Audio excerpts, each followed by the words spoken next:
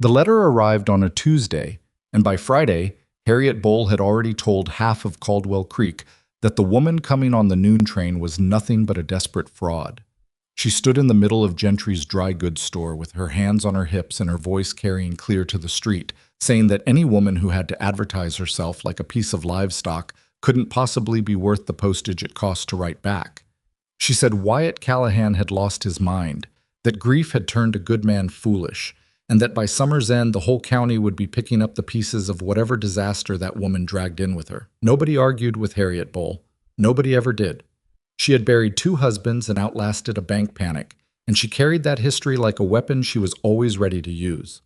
When she decided something was true, Caldwell Creek generally agreed, or at least stayed quiet enough that it didn't matter. So when the noon train groaned into the station and the doors swung open and a young woman stepped down onto the platform with a battered suitcase held in both hands and dust on her traveling clothes, and absolutely no one there to meet her, Harriet Bull's version of the story had already been written. Every person watching from the platform's edge had already made up their mind. They just hadn't counted on what Amelia Hartwell was going to do next. If you've ever been judged before you said a single word, if you've ever walked into a room and felt people decide who you were before you had a chance to show them, then stay with this story.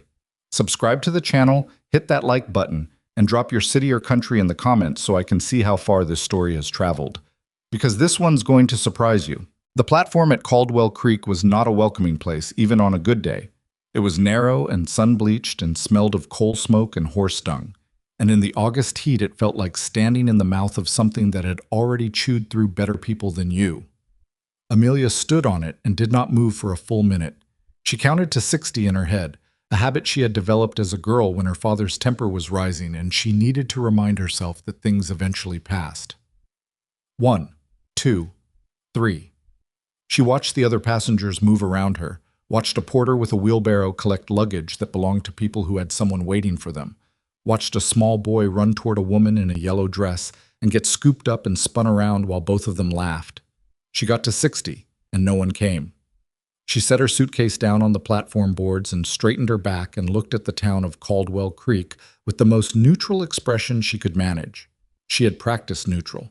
Neutral was safer than hopeful, and considerably safer than the thing underneath hopeful, which was the particular and humiliating brand of fear that came from having absolutely no other options. The town itself was unremarkable.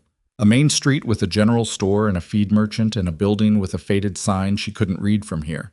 A church with a bell tower, a 2-story building that was probably a hotel. Horses tied to posts. A dog asleep in a strip of shade. The kind of place that looked like it had settled into itself so long ago it had forgotten there was ever anything else. She picked up her suitcase again. She had carried it herself the entire trip. 2 days on the train from St. Louis, 1 night in a shared sleeping car where she hadn't slept at all because the woman in the berth above her had coughed steadily from Illinois to Kansas, and then the final stretch from the junction at Pratt, with the windows rattling and the seat springs working their way through the cushion into her lower back. The suitcase was not heavy in terms of weight. It was heavy in terms of what it meant that everything she owned fit inside it.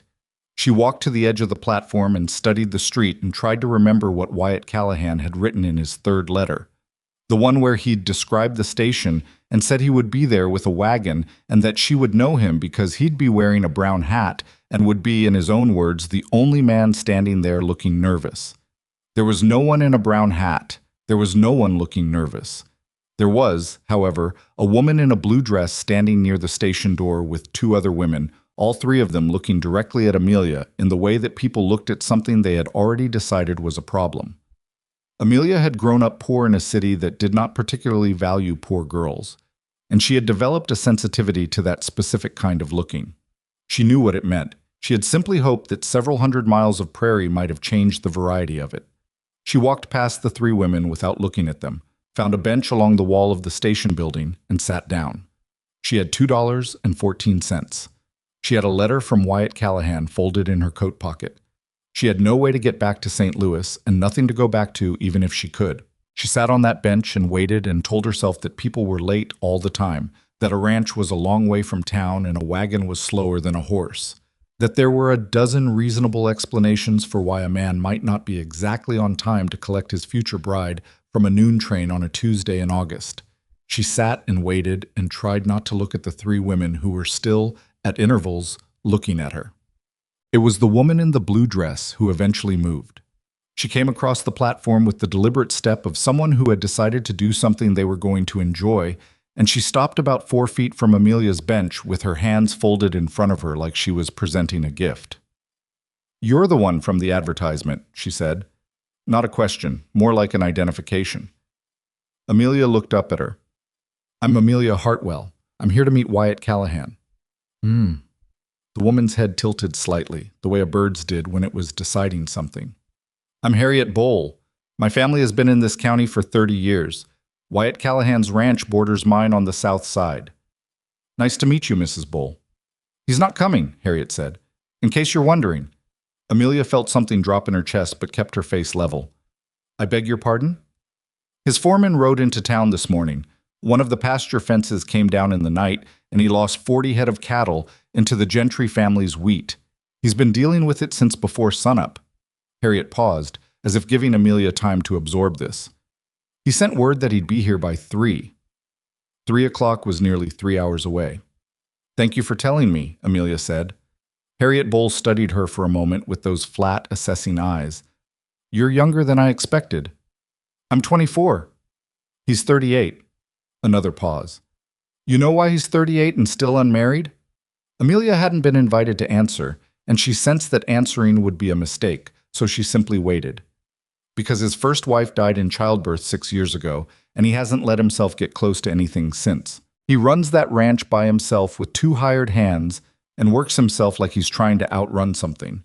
Harriet said all of this with the flat authority of someone reading from a document. "I want you to understand what kind of situation you're walking into." "I appreciate you being candid," Amelia said, which was almost true. "I'm not being candid, I'm being practical." Harriet unfolded her hands and folded them again differently, a small reset. "We don't get a lot of mail-order marriages in Caldwell Creek. We're not one of those towns. What we are is a close community that looks after its own, and Wyatt Callahan is one of ours. I want to be certain that whoever is arriving here on his behalf understands what that means." "It means you'll be watching," Amelia said. Harriet blinked. Something shifted in her expression, not softening exactly, but adjusting. "Yes," she said. "It means we'll be watching." She walked back to her 2 companions. None of the 3 of them left the platform for another 20 minutes, and when they finally did, Amelia had the particular exhausted feeling of having passed some kind of test she hadn't been told she was taking. She was hungry by 1 o'clock. She had eaten the last of her provisions, a hard biscuit and a heel of bread she'd bought at the junction, somewhere in the final hour of the train ride, and the August heat had that particular quality that made the body confused about whether it wanted food or water or simply shade. She thought about going into the station to ask if there was a water pump, and then thought about the cost of looking uncertain in a place where people were already constructing an opinion of her, and stayed on the bench. She opened her suitcase instead, just to have something to do with her hands. At the top, under a layer of folded clothes, were her letters from Wyatt Callahan. 11 of them, written over 4 months, in a hand that was careful and slightly cramped, like a man who was unused to writing but was trying hard to do it properly. The first letter had been brief and almost stiff. He'd explained himself like he was describing livestock for sale, listing what his ranch produced and how many acres and what he could reasonably provide, as if he thought that was what she needed to know. The second had been somewhat looser. By the 5th, he had told her about the first frost of autumn and how the light changed over his north pasture in November, and she had read that letter 4 times because it had surprised her. She hadn't expected a rancher who worried about light. She folded the top letter and put it back. Not the time. She was looking at a pair of folded stockings when she became aware that someone was standing near her. She looked up, expecting Harriet Bowl's return, and found instead a girl of perhaps 12, with a serious face and a braid coming partially undone over one shoulder, holding a tin cup. "It's water," the girl said. "From the pump inside. Mama said you looked hot." Amelia accepted the cup. "Thank you. Tell your mother thank you. She also said to tell you that Mrs. Bowl doesn't speak for the whole town." The girl delivered this with the careful precision of someone repeating a memorized sentence. "She said some of us are glad you're here because Wyatt Callahan's been sad for long enough." Amelia wrapped both hands around the cup and looked at the girl. "What's your name?" "Clara Denny. My father runs the feed store." "Well, Clara Denny, you can tell your mother that I hope she's right." The girl nodded as if this was exactly the right answer and walked back inside. Amelia drank the water slowly and stared at the end of the main street where the road bent out toward the prairie. 2.5 hours was a long time to sit still. She had never been particularly good at sitting still. He arrived at 2:20, which was 40 minutes early, and she knew it was him before he got down from the wagon because he was wearing a brown hat and he was looking at the platform with the expression of a man who had been worrying since morning and hadn't had time to stop. He saw her immediately.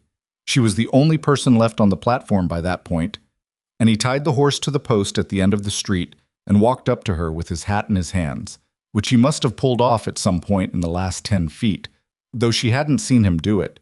He was tall, not extraordinarily so, but tall enough that she had to tilt her head slightly, which she noticed because she was not a small woman.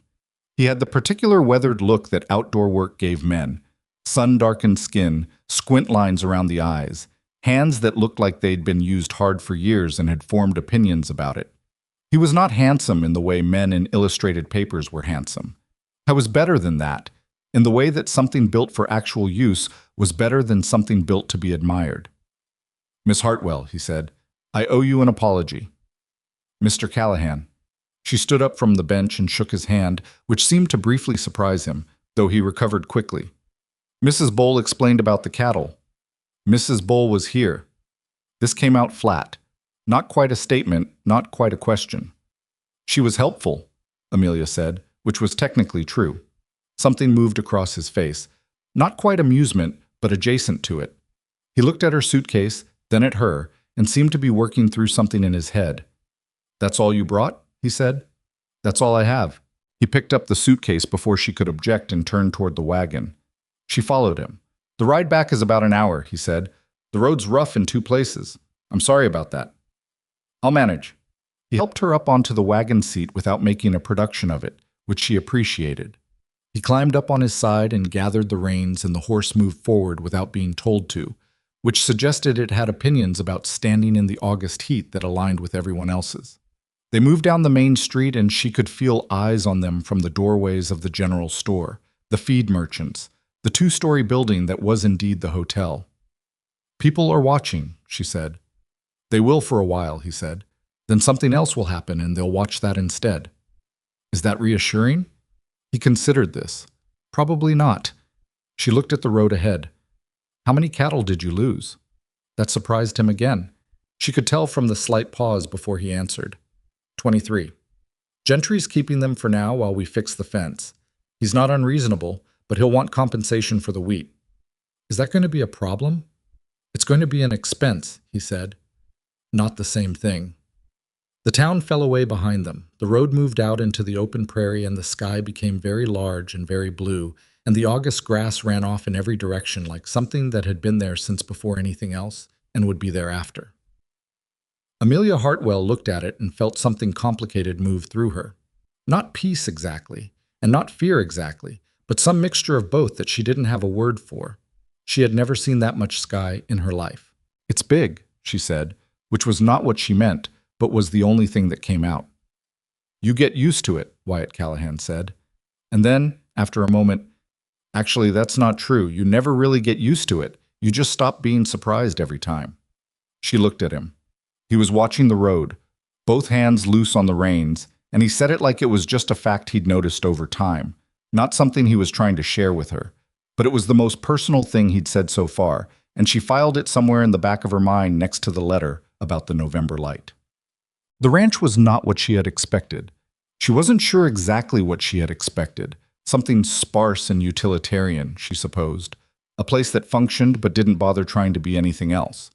What she found was a main house that was larger than she'd imagined, with a covered porch running the full length of the front and window boxes that were empty now, but had clearly had something growing in them not long ago. A barn, a bunkhouse, a chicken coop, several outbuildings whose purpose she'd learn later. All of it worn, all of it real. None of it what you would call welcoming exactly, but not hostile either. Just waiting. Two men came out of the barn when the wagon pulled up. Wyatt introduced them as his hired hands. Tom, who was wide-shouldered and maybe 50, with the deliberate economy of movement of someone who had done hard work long enough to stop wasting energy on it. And Pete, who was younger, maybe 19, with an earnest face and an awkward inability to decide where to look. "Ma'am," Tom said, and tipped his hat once. "Ma'am," Pete said, and did something slightly more elaborate with his hat that involved nearly dropping it. "They're good work," Wyatt said, which was probably the only kind of recommendation he was comfortable giving. He carried her suitcase inside. The interior of the house was clean in the functional sense. Things were put where they belonged, dishes were washed, floors were swept, but it had the quality of a place that had been maintained rather than lived in. There were no curtains on the kitchen windows. There was a hook near the door with no coats on it. There was a table set for one. Amelia stood in the kitchen and took it in. "I haven't had much occasion to," Wyatt started. "It's fine," she said. "Where would you like me to put my things?" He showed her the room that would be hers. It was off the main hallway, small but decent, with a window facing the east pasture. The bed had a quilt on it that she suspected someone had made a long time ago, and that he had kept because getting rid of it would have required a decision about it. He stood in the doorway while she set her suitcase on the floor. "About the arrangement," he said. "You mean the nature of it," she said. It was easier to say directly. She had found, in her life, that leaving things circling over conversation made them worse.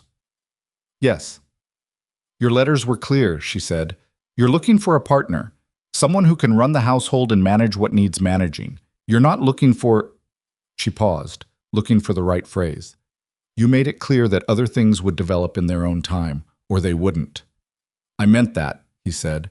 "I know you meant it. It was why I came." She looked at him. "I've had people make me promises before.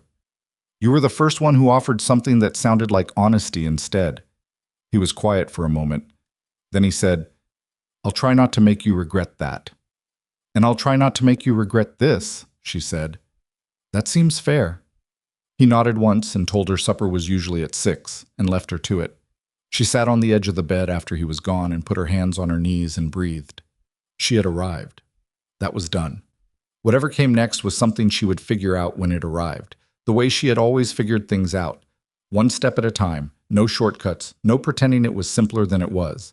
She was tired all the way down to her bones. She let herself be tired for exactly 10 minutes. Then she unpacked her suitcase, hung her 2 dresses on the hooks inside the small wardrobe, set her hairbrush on the windowsill, and went to find the kitchen. She had cooked supper before Wyatt came in from the evening feeding. Not to impress him, or not only to impress him.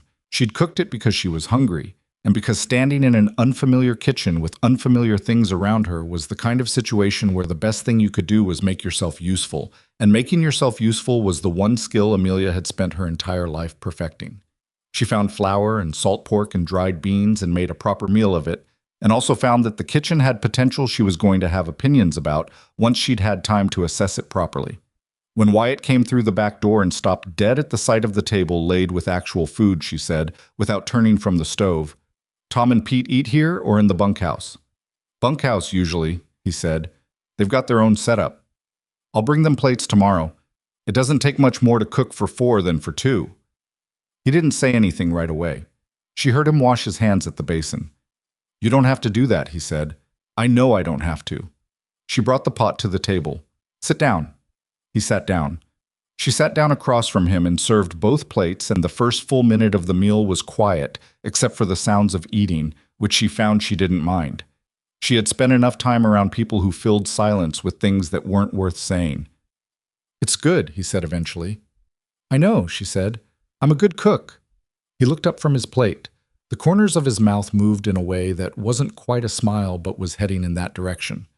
"Not modest," he said. "I tried modest," she said. "It didn't get me very far." He went back to eating. She watched him for a moment. The way he held himself carefully, even at his own table. The slight distance he kept. Not rude, but deliberate, like a man who had learned that closeness cost something and was managing his spending. She thought about his dead wife without meaning to. About what it did to a person to lose someone in that way. Not gradually, not with warning, but in the specific catastrophic fashion of a life that simply stopped in the middle of something it was supposed to survive. She thought about what it did to a house, about the window boxes with nothing growing in them. She didn't say any of it. It wasn't the time, and she wasn't sure it was her business yet. She said instead, "The fence that came down. What kind of shape is the rest of the perimeter in?" He considered her over his plate. Why? Because if one section failed, there's probably another section that's close to it. And losing 23 head on a Tuesday is an inconvenience. Losing 60 on a Friday is a crisis. He set down his fork. He wasn't looking at her the way Harriet Boll had looked at her, or the way the platform crowd had looked at her. He was looking at her the way you looked at something you were revising your opinion of. "The south fence is weak in 2 places," he said. "I know about them. I just haven't had enough hands to get to it." "Then that's what we do first," she said. "You know about fences?" "I know about priorities," she said. "Show me what needs to be done, and I'll learn what I don't know." He picked up his fork again. Outside, the evening wind was starting up across the prairie, and the house settled around them with the particular sound of an old structure accepting the end of another day. "All right," he said. "Tomorrow I'll show you the property." She nodded and finished her supper. She did not let him see that her hands were trembling slightly under the table. Not from fear, exactly. From the particular and unfamiliar sensation of something she hadn't felt in a very long time. The fragile, tentative, entirely unearned beginning of something that might, if nothing went wrong, eventually be called hope. The first week was a study in survival, and not the dramatic kind. The dramatic kind was what people told stories about. The sudden crisis, the clear enemy, the obvious moment of choice. The kind Amelia had actually walked into was quieter, and in some ways harder. It was the survival of making yourself indispensable in a place that didn't know yet if it wanted you. She was up before sunrise each morning, not because Wyatt required it, but because she'd discovered that the kitchen in the early morning, when the house was still and the light was just beginning to press against the windows, was the closest thing she had to peace. She could think there. She could organize herself. She cooked for Tom and Pete, as she'd said she would, and on the second day Pete appeared at the back door with a stack of wood he'd split without being asked, which she accepted without making a fuss over because she'd noticed immediately that Pete was the kind of 19-year-old who would flee if you embarrassed him. Tom said nothing at all about the food for the first 3 days, and on the 4th day he said, "Those biscuits are better than the ones at the boarding house in town," and went back to eating, which she understood was the equivalent of a standing ovation from a man like Tom. Wyatt took her out to see the property on the second morning, as promised. He rode and she drove the small wagon, and he showed her the pastures and the creek line and the sections of fence he was worried about, and she listened and asked questions and tried to build in her head a picture of what this land needed versus what it was getting. What it was getting was the maximum output of 2 hired hands and one man who was working himself at a pace she recognized as unsustainable. She'd seen it in her father before the drinking started, that particular way a person ran themselves until the only way to keep going was to stop caring about the damage. She didn't say that either, not yet. What she said on the 3rd day was, "I can mend harnesses." Wyatt looked up from the one he was working on in the barn. "You can." "My father worked with horses, before things got difficult." She didn't elaborate on what things. "Show me what's wrong with it and I'll tell you if I can manage." She could manage. He watched her work for about 5 minutes and then went back to what he'd been doing, which she took as the highest form of approval available. On the 4th day, Harriet Boll came to call. Amelia saw the buggy coming up the road and felt her stomach tighten, which she was annoyed at herself about. She had survived the Tuesday platform. She could survive a social call. She went out to meet the buggy before Harriet could knock on the door, because she'd learned early in her life that it was better to go toward the thing that made you nervous than to wait for it. Harriet Boll was alone, which was different from Tuesday. She had brought a covered dish, which Amelia hadn't expected. "Pie," Harriet said, holding it out. "Apple." "That's kind of you," Amelia said. "It's not kindness. It's duty. We bring something when someone new arrives." She looked at the house front and the porch and the empty window boxes with the specific assessment of someone who had been in the house before. "How are you finding it?" "Large," Amelia said. "More than I expected." "His wife planted a garden," Harriet said, "down the east side. It's all overgrown now." Amelia looked in that direction. She hadn't gone that way yet. She was a good woman, Harriet said, and her voice was different when she said it. Not softer exactly, but realer, like she'd dropped something she'd been carrying. Ellen, we were friends. Amelia held the pie dish with both hands and looked at Harriet Bowl and understood a thing that hadn't been clear before. The watching wasn't malice, or it wasn't only malice. It was also something that looked like grief in a woman who had decided that grief was a private matter, and that expressing it publicly was a form of weakness she couldn't afford. I won't try to replace her, Amelia said. I couldn't, and I wouldn't want to. Harriet looked at her sharply. I'm here to make something new, Amelia said, not to copy something old. The two women stood in the ranch yard with the August sun overhead and a slight wind moving through the grass, and Harriet Bowl did not say anything for a long moment. There's a women's meeting on Thursday evenings, she said finally, at the Denny house. Clara's mother runs it, sewing and talk. She turned back to her buggy. You'd be welcome if you wanted. She drove away before Amelia could answer, which seemed intentional. Amelia stood there holding the pie and watched the buggy diminish down the road and felt the particular dizzy uncertainty of not knowing whether she had just made an enemy or, against all expectation, something that might eventually become the opposite. It was the end of the first week when Wyatt said the thing that mattered. She was in the kitchen after supper, washing the plates, and he came in and sat down at the table in the way he did sometimes when he had something on his mind that he wasn't sure how to say, which she'd noticed looked almost identical to the way he sat when he had nothing on his mind at all, except that his hands were slightly different. The Gentry situation, he said. He came by today. I heard the horses. He wants $300 for the wheat. I told him I needed a week to get it together without selling off breeding stock. He paused. I can do it, but it's going to stretch things.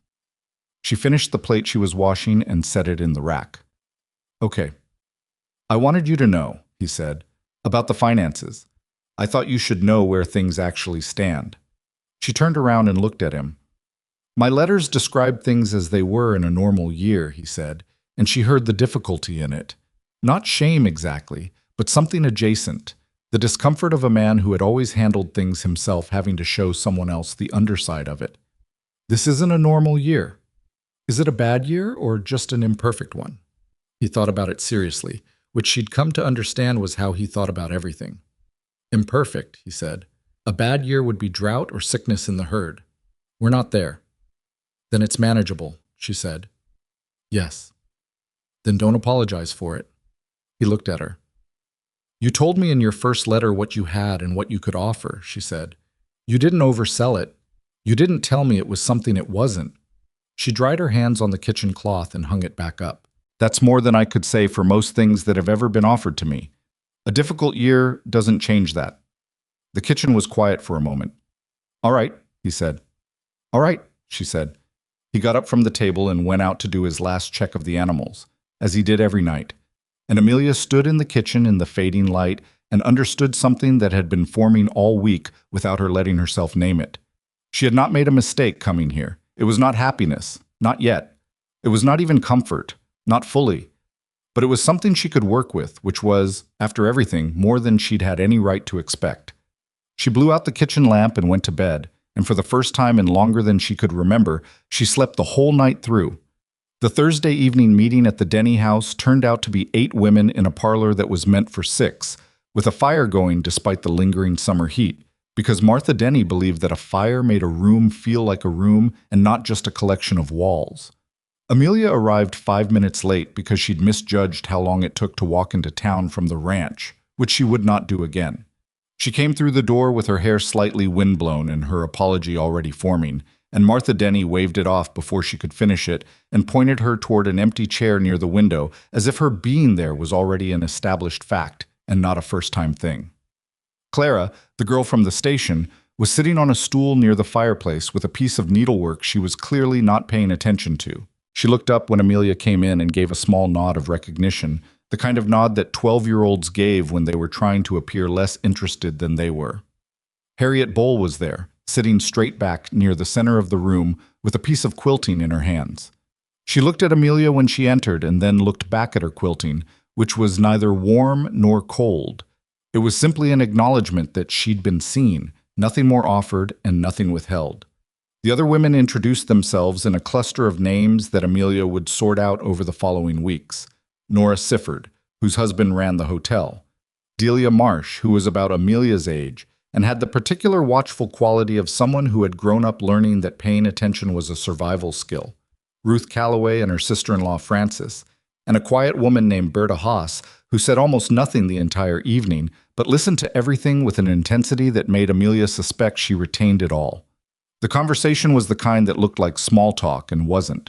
There was talk about the upcoming harvest and who needed help with what, and there was talk about a family up near the North Creek who'd had a bad summer and could use some provisions put together. And there was talk about a dispute between two neighboring ranchers that had apparently been simmering since spring and was now beginning to develop an odor. Amelia listened more than she spoke. She was good at listening, and she knew that walking into an established group and immediately having opinions was one of the fastest ways to make yourself unwelcome. She answered when she was asked things directly, which happened twice. Martha Denny asked where she was from, and Delia Marsh asked whether she'd done ranch work before. She answered both honestly, without embellishment, and felt the room adjust slightly around her answers in the way that rooms did when they were deciding something. It was Harriet who finally put the thing in the open.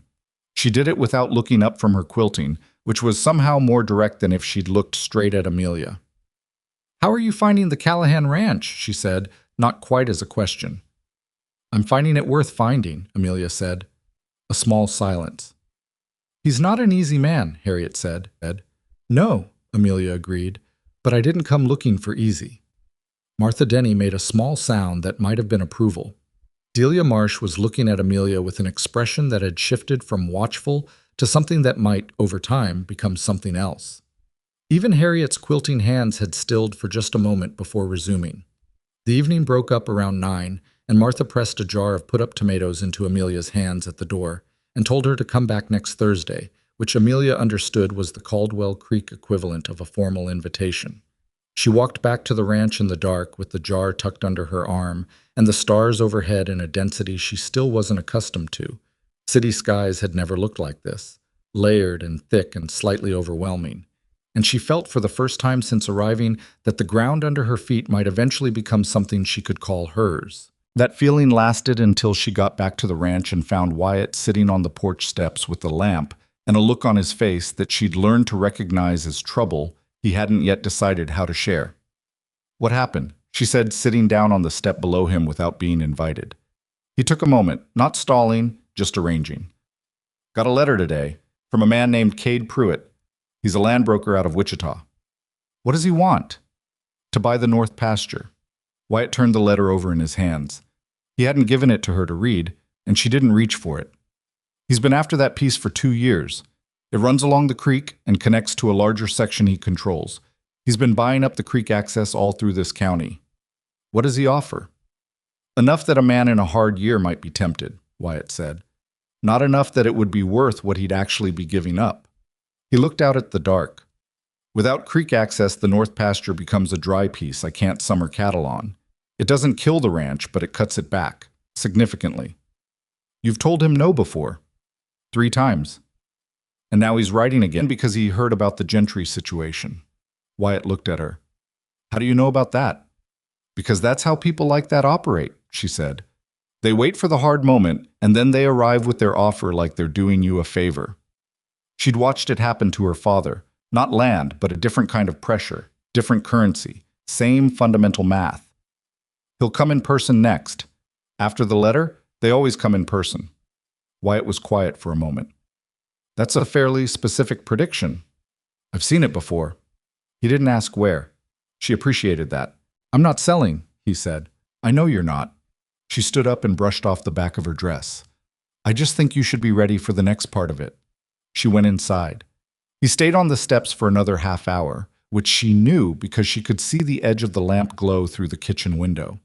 She put on water for tea she didn't particularly want and stood at the window and looked at the shape of the man on the porch steps and thought about Cade Pruitt and his letters and the particular patience of men who had decided that the only question was timing. She was not going to let this ranch be carved up.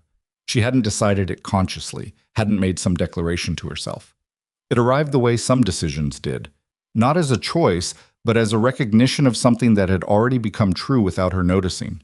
She poured the tea and left a cup on the porch rail for Wyatt, without a word, and went to bed. In the morning, she found the cup rinsed and set back on the kitchen shelf, and he didn't say anything about it, and she didn't either. Well, September came in with a change of light that Wyatt had described in that November letter, and that she now understood he'd been trying to articulate accurately rather than poetically. It was genuinely different, the way the sun sat lower and came at the prairie sideways instead of straight down, and everything it touched looked slightly more itself, more defined, as if the summer's softness had finally burned off, and what was left was the real shape of things. She planted things in the window boxes the second week of September. Not flowers.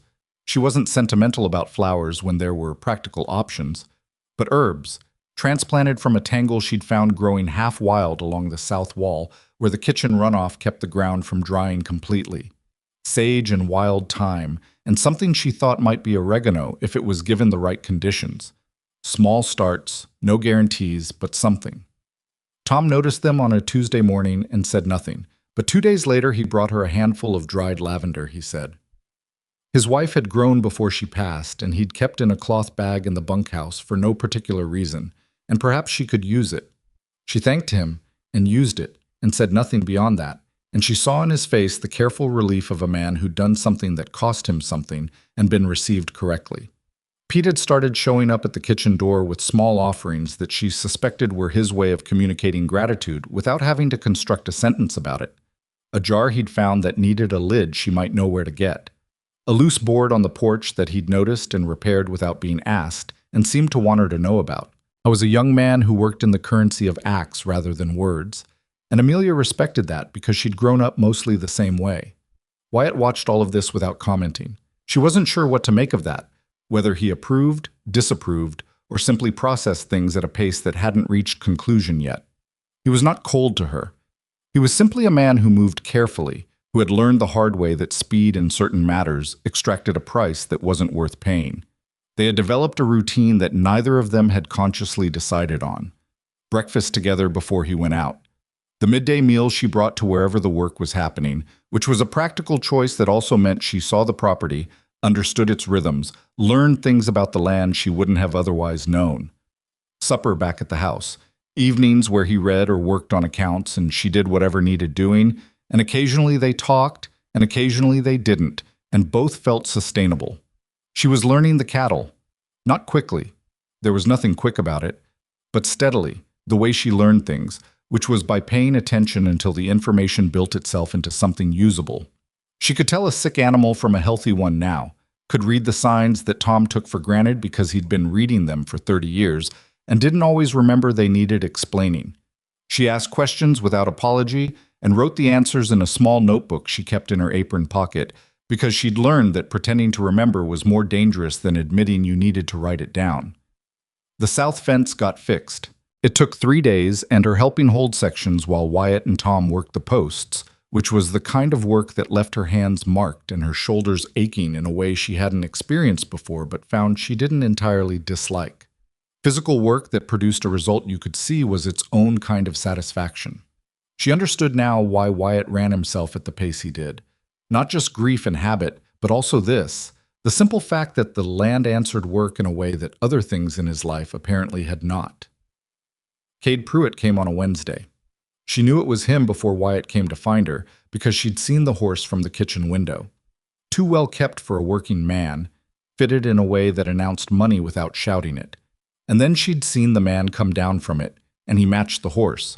He was maybe 45, broad through the shoulders, with a dark coat that was too good for a ranch call, and a hat worn at an angle that was slightly too deliberate. Wyatt met him in the yard.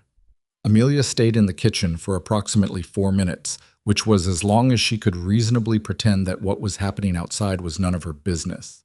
She came out with 2 cups of coffee because it was a thing you did when someone called, and because walking toward a difficult situation with something practical in your hands gave you a reason to be there. Pruitt looked at her when she came out and then looked at Wyatt with an expression that was friendly on the surface and something else underneath.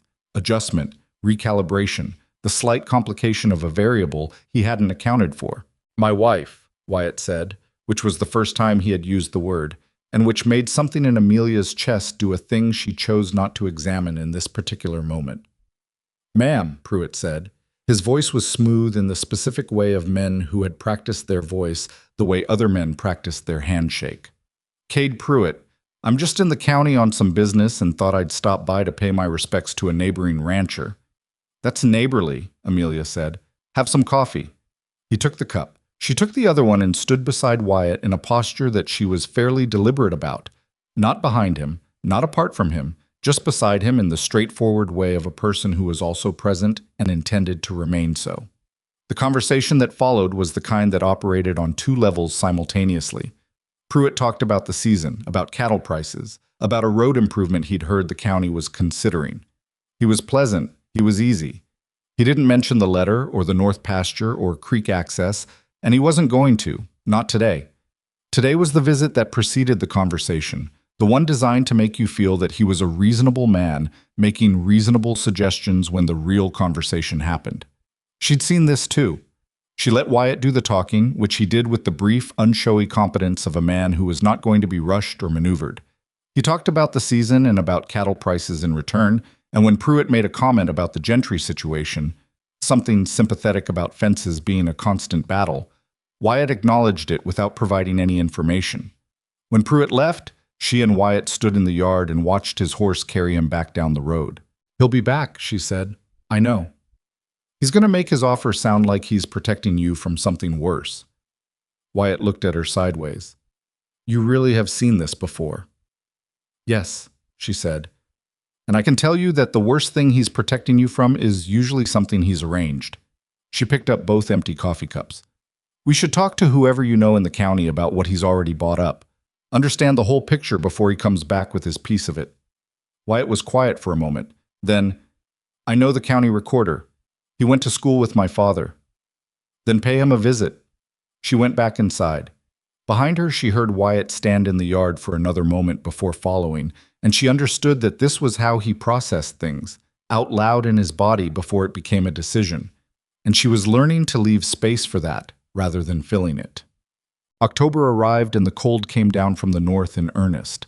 Not the killing cold yet, that was still weeks away, but the kind that reminded you it was coming, that put a bite in the morning air and made the cattle restless, and turned the light that particular clear pale gold that felt more like a warning than a comfort.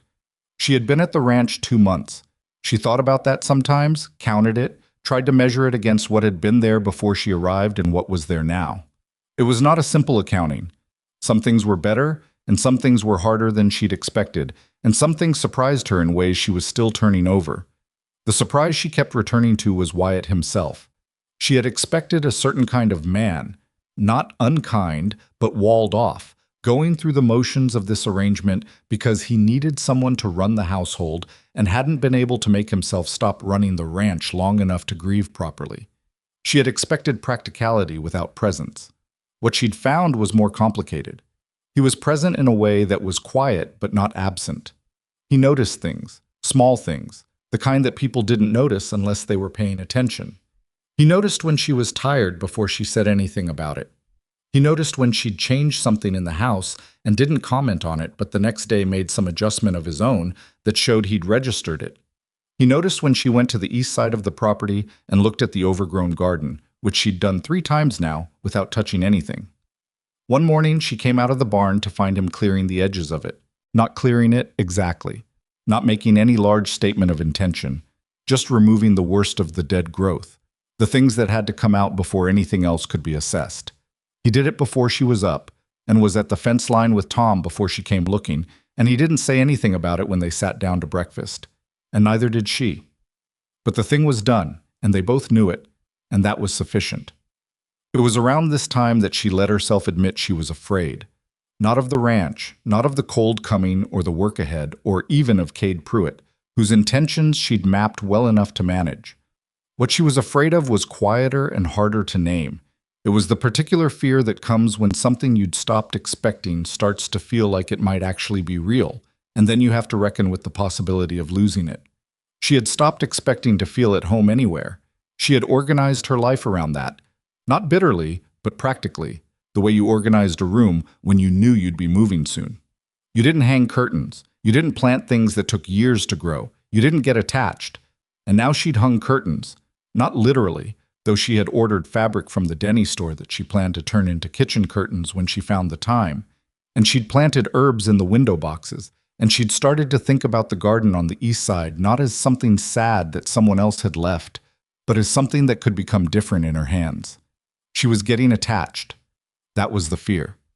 She was getting attached to a place and a situation that still depended entirely on two people being willing to choose it, again, in an ongoing way, and she had no guarantee of that. She told none of this to Wyatt. It wasn't his burden to carry. She told some of it to Delia Marsh, who had become, over the Thursday evenings, something approaching a friend, tentatively, the way Amelia did most things, but genuinely. Delia was from Missouri, originally. She'd come to Caldwell Creek at 19 when she married a man who turned out to be largely theoretical as a husband, present but not useful, pleasant but not reliable. And she'd spent the subsequent decade building a life around the fact of him in the way that women in impossible situations had always built lives, by making do so skillfully that from the outside it looked like contentment. He died 3 years ago of a fever, and Delia had found, in her private moments, that her grief was more complicated than grief was supposed to be. And she'd never said that to anyone before she said it to Amelia on a November Thursday when the fire was high and the other women had gone and they were still sitting with their last cups of tea. "I was sad," Delia said. "I was genuinely sad. He wasn't a bad man. He just wasn't present, not really. And I thought I'd feel free, and instead I just felt alone in a different way." "The absence of the wrong thing doesn't automatically give you the right thing," Amelia said. "No," Delia said, "it doesn't." She looked at Amelia over her cup. "How is it, really, with Wyatt?" Amelia considered how to answer that honestly. "It's real," she said finally. "Whatever it is, it's real. That's more than I expected." "He looked at you differently at the harvest supper." Amelia had noticed that too. The harvest supper 2 weeks past, a communal event at the Gentry barn that the whole county attended, at which she and Wyatt had been together in public as a married couple in actual practice for the first time, moving through the room in a way that required small negotiations of proximity and attention that neither of them had rehearsed. He'd brought her a plate of food without asking what she wanted and gotten it mostly right, which told her he'd been paying attention to what she ate. She'd introduced herself to the Gentry family, the ones whose wheat the cattle had destroyed, and had talked with the older Mrs. Gentry about seed stock for 20 minutes, and left the woman with a positive impression, which she knew mattered for the lingering tension around the fence situation. And at the end of the evening, when they were in the wagon heading home in the cold dark, he'd said without preamble, "You were good tonight." "At what?" "At all of it," he said. "Just at all of it." She hadn't known what to do with that exactly, so she'd said, "You managed the Brisker brothers without starting a fight, which I understand is a significant achievement." He'd laughed. Actually laughed, not the polite version, and it had surprised her because she hadn't heard it before. It was shorter and rougher than she'd have expected, and immediately made her want to cause it again, which was its own kind of information. She told Delia none of the specific details, but she said, "It's becoming something," and Delia smiled like she already knew, and Amelia made a mental note not to be quite so transparent next time. The letter came on the second Monday of November. Not from Pruitt this time. From a woman named Margaret Foss in St. Louis, who described herself as a close family friend and who had heard, through the network of people who apparently monitored such things, that Amelia Hartwell had found a situation in Kansas. Amelia read the letter at the kitchen table while the morning oats were still on the stove, and then she read it again, and then she folded it and put it in her apron pocket and stood at the stove and stirred the oats with the mechanical focus of someone who needed something physical to do while their mind worked. Margaret Foss was not a close family friend. She was the woman who had arranged the original advertisement. She was the woman who had taken a fee for connecting Amelia with the list of ranchers and farmers looking for wives, and who had, in that capacity, reviewed Amelia's letter of introduction and apparently told her something Amelia needed to know. The something Amelia needed to know was in the second paragraph of the letter, that a man named Dwight Copeland, whom Amelia had known in St. Louis, had been asking around after her. Not looking for her exactly, or not saying that he was, but asking after her, in the way that people asked after things they intended to do something about. Amelia knew Dwight Copeland. She knew him the way you knew a person who had made it their business to be unavoidable. Her father's employer for 3 years before the business had failed. A man who had fancied himself in love with her in the specific way that certain powerful men fancied themselves in love with women who had told them clearly and repeatedly that the feeling wasn't mutual. He was not violent. He was not crude. It was something in some ways worse, which was patient and certain and accustomed to getting what he waited for. She had left St. Louis because of several things. The job she'd lost when the factory closed, the room she could no longer pay for, the complete and total absence of any reason to stay. She had told herself those were the reasons, and they were true, and they were not the whole truth. The whole truth included Dwight Copeland standing outside the building where she worked for the 3rd time in 2 weeks, holding his hat and looking at her with that specific expression, not threatening, never threatening, just absolutely certain. And her understanding that staying in St. Louis meant living in a city that was slowly becoming his idea of what she should be. She hadn't run. That was important to her, the distinction. She had looked at her options and made the best one available, and the advertisement had been on the board at the church hall, and she had answered it. But she had not told Wyatt any of this. It hadn't seemed relevant. It was her past, and this was her present, and she had believed, somewhat naively, that geography was sufficient separation. She was burning the oats. She pulled the pot off the heat and scraped what was salvageable into a bowl and threw the rest out and stood at the back door for a moment, looking at the October bare yard with the cold air on her face. Wyatt came in for breakfast 20 minutes later and ate without commenting on the taste of the oats, which was either because he didn't notice or because he was being kind, and she couldn't afford the generosity of assuming kindness right now. "I need to tell you something," she said. He looked up from his plate.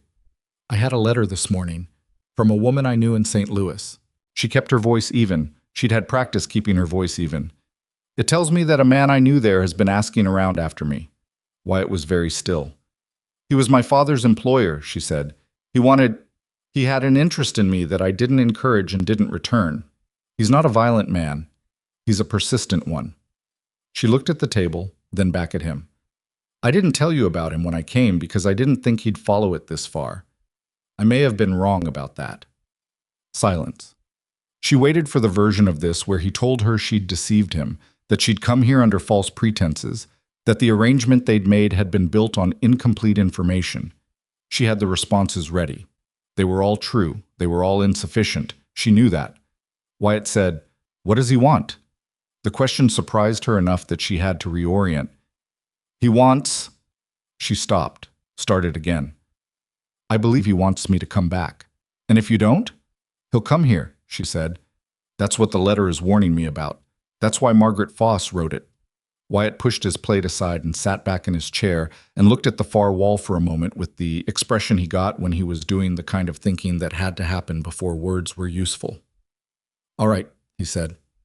"All right?" She wasn't sure she'd heard it correctly. "All right, he might come here." He stood up from the table and picked up his hat from the hook by the door. "Then he comes here. We deal with it when it happens."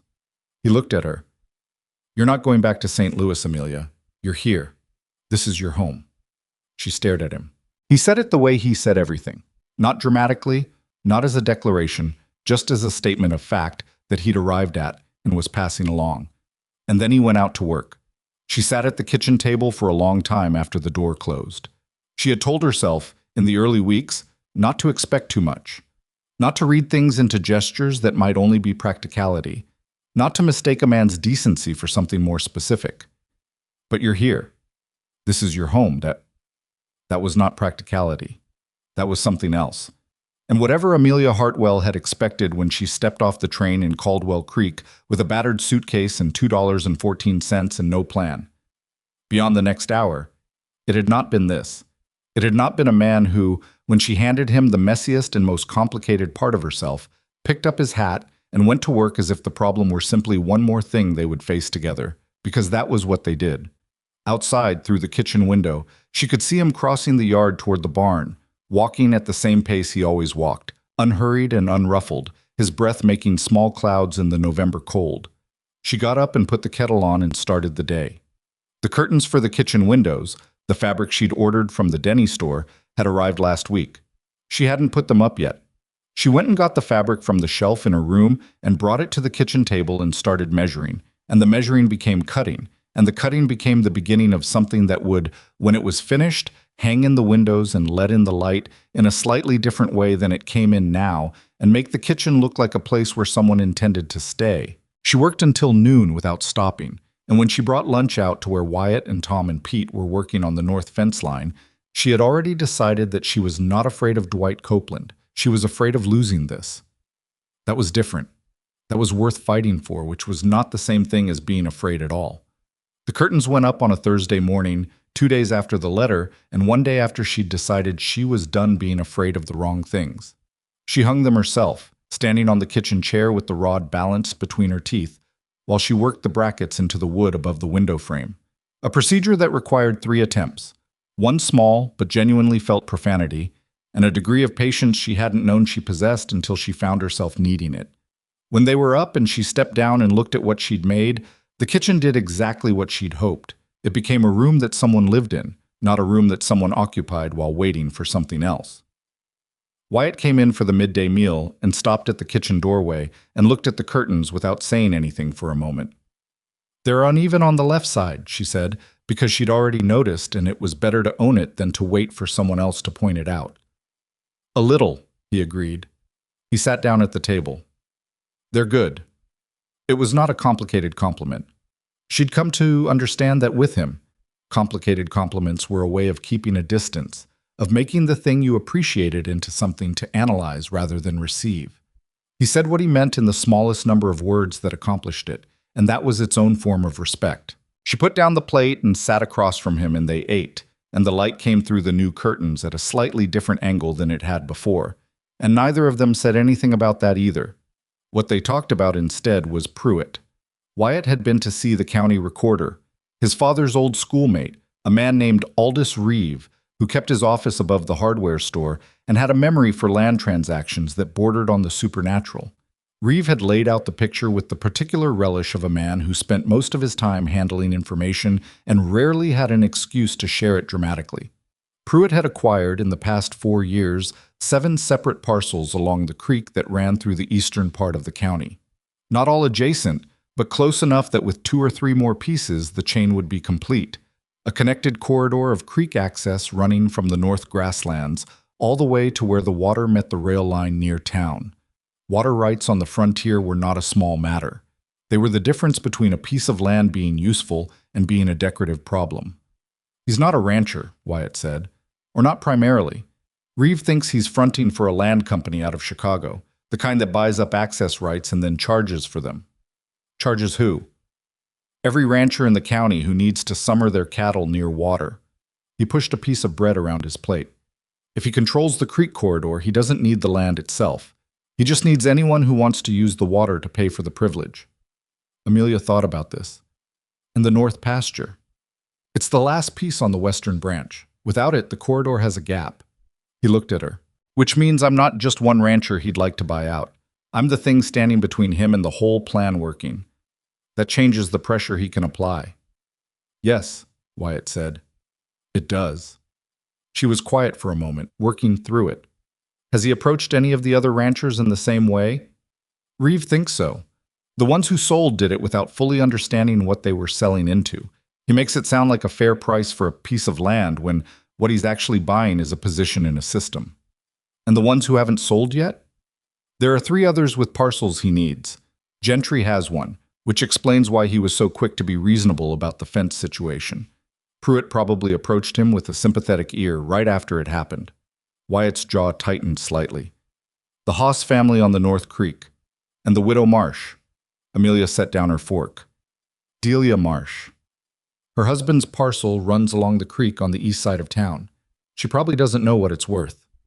Amelia thought of Delia in the parlor on Thursday evenings, drinking tea in the house her theoretical husband had left her, managing everything alone with the quiet competence of a woman who had long since stopped counting on anyone else to solve things.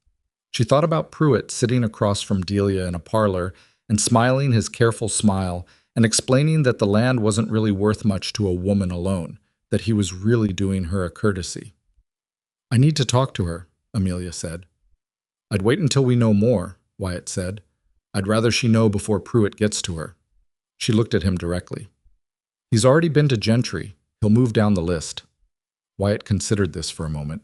Then he nodded once, which meant she was right, and he knew it, and he wasn't going to spend extra words on it. She went to see Delia the next morning.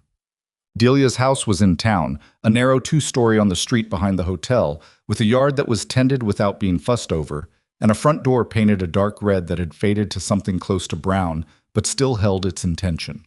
Delia answered before Amelia had finished knocking, which suggested she'd seen her coming from the window. I was about to make coffee, Delia said, which was either true or polite, and it didn't matter which. They sat at Delia's kitchen table, which was smaller than Amelia's, and had a stack of mending on one end that Delia moved to the floor without apology, and Amelia told her what Wyatt had found out and what she thought it meant. Delia listened the way she always listened, without interrupting, without the kind of performative reactions that some people inserted to show they were paying attention. When Amelia finished, Delia was quiet for a moment. He's already written to me, she said. Amelia stopped. 2 months ago, Delia said. A very courteous letter about my late husband's parcel. He offered, I can't remember the exact number. It seemed reasonable. I didn't respond because I didn't know what to do with it, and I thought ignoring it would make it go away. She looked at her coffee cup. I do that with things sometimes. He'll write again, Amelia said, or he'll come in person. I assumed. Delia finally looked up.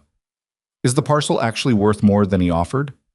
I don't know the exact number, but if what Wyatt found out is correct, it's worth considerably more to Pruitt than what he's offering, because what he's buying isn't just the land, it's the position of it, the connection it makes in the chain he's building. Delia nodded slowly. She was putting things together in the way that intelligent people did when they'd been handed new information and given a moment to work with it. So he needs it. He needs it, or he needs Wyatt's pasture, or both. And if I don't sell, the gap stays in his corridor. Amelia wrapped both hands around her cup. I'm not telling you what to decide. It's your land. I just thought you should know what you'd actually be deciding about. Delia was quiet for another moment. Outside, a horse went past on the street, and someone called out a greeting to someone else, and the sounds of the town moved around them like weather. My husband bought that parcel in the first year of our marriage, Delia said. He had very elaborate plans for it. He was going to build, I don't remember exactly, something that kept expanding in the telling. He talked about it for 10 years and never did anything with it. She paused. I've never been out to see it. It might be worth going, Amelia said. Delia looked at her with an expression that was complicated in the way that feelings about dead husbands were always complicated. Yes, she said. I suppose it might. They talked for another hour, and when Amelia left, Delia was already pulling paper from her writing desk, which meant she was drafting the letter to Pruitt that declined his offer and gave no reason for the decline, because that was the correct response and Delia had understood it the moment she knew what the situation actually was. November deepened and the cold came in properly, the kind that had weight to it, that made the morning air feel like something solid you had to push through. The ranch adapted to it the way it adapted to everything, not gracefully, but practically. The cattle moved, the routines shifted, the morning work started later and ended earlier, and there was more to do in less daylight, and everyone understood this, and no one complained about it, because complaining about weather on a working ranch was roughly equivalent to complaining about the nature of work itself. Amelia had learned to read the sky by this point. Not expertly. She was still a woman who'd grown up in a city, still sometimes missed the signs that Tom read without looking, but well enough to know when a front was coming in, to feel the particular quality of cold that preceded snow versus the kind that just sat on the land without developing into anything. It was the kind of knowledge that accumulated in the body before the mind caught up to it, and she found it one of the stranger and more satisfying things about being here, that the land was making her different, in small ways, from the woman who'd gotten off the train. She was also learning to be alone without it feeling like abandonment. This sounds small. It was not small. She had spent most of her adult life in a city where solitude was the particular kind that came from being surrounded by people who didn't know you, a crowded, noisy loneliness that was in some ways worse than actual silence. Out here, when Wyatt was at the far end of the property and Tom and Pete were in the barn and the house was quiet, the silence was different. It had texture. It had the sounds of the prairie in it, wind, the distant complaint of cattle, the occasional bird making its case for something. And none of those sounds were empty. They were just themselves. She spent one November afternoon in the overgrown garden on the east side. She hadn't planned to. She'd been checking on a drainage problem near the east wall of the house and found herself standing at the garden's edge, and then found herself stepping into it, moving through the dead stalks and the collapsed structures of what had been, at some point, a serious and carefully tended piece of ground. Ellen Callahan had known what she was doing here. That much was clear even through the 3 years of neglect. The layout was practical, the placement thoughtful, oriented to catch the morning sun and deflect the worst of the western wind. There was a stone border that had held its shape. There were the remains of a trellis that had been well made and had come down not from poor construction, but simply from not being maintained. Amelia walked through it slowly. She felt something she hadn't expected, which was not sadness exactly, or not only sadness, but something more like respect. This had been a woman's work, and it had been good work, and the fact that the woman was gone didn't erase the intelligence in the design of it.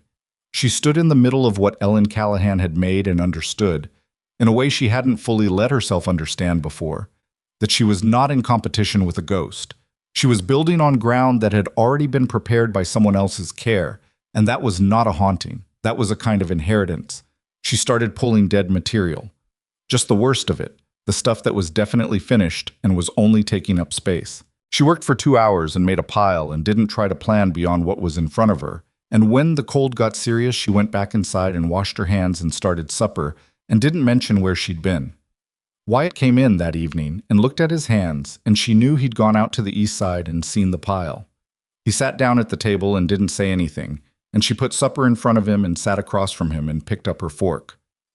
She planted dahlias along the back border, he said. They'd come back, probably, if the bulbs are still in the ground. I'll look in spring, she said.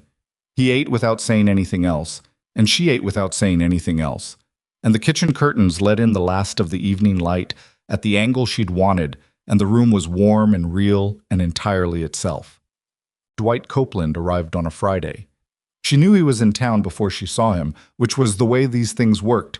Caldwell Creek was not a large place, and a man in good city clothes asking questions at the hotel was the kind of thing that made its way to the people it needed to reach without anyone intending to facilitate it. It was Pete who told her, actually, which surprised her. He'd been in town for supplies, and he came back with the wagon and the supplies and the information delivered in his characteristically sideways fashion.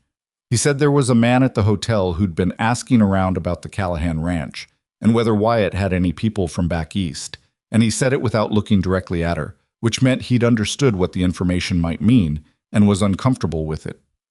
Did he give a name? She asked. Copeland, Pete said. He gave it pretty freely, like he expected you'd know it.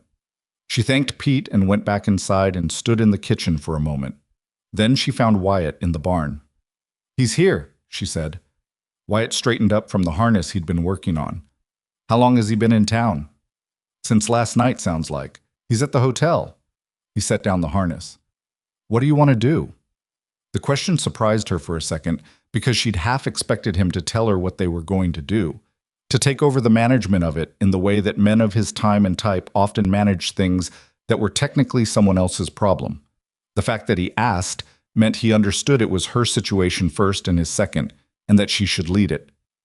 I want to talk to him, she said, before he comes here, on ground that isn't ours. Then we'll go to town. She shook her head. I should go alone. He looked at her. If you come, it becomes about the two of you, she said. 2 men and a woman in the middle. That's a different conversation than the one I need to have. She met his eyes. I know how to talk to him. I've done it before. A long moment. She could see him working through it. The instinct toward action, toward presence, toward being the thing that stood between her and the problem, and the longer understanding of what she was actually asking him to trust. All right, he said, but I'll be in town. That's fair, she said. She changed into her good dress, the better of the two, the dark blue one, and put her hair up properly and walked into Caldwell Creek with Wyatt driving the wagon and tying up at the hardware store without explanation. She went to the hotel alone. Dwight Copeland was in the hotel's small front parlor, reading a newspaper in the way that men read newspapers when they're actually watching the door.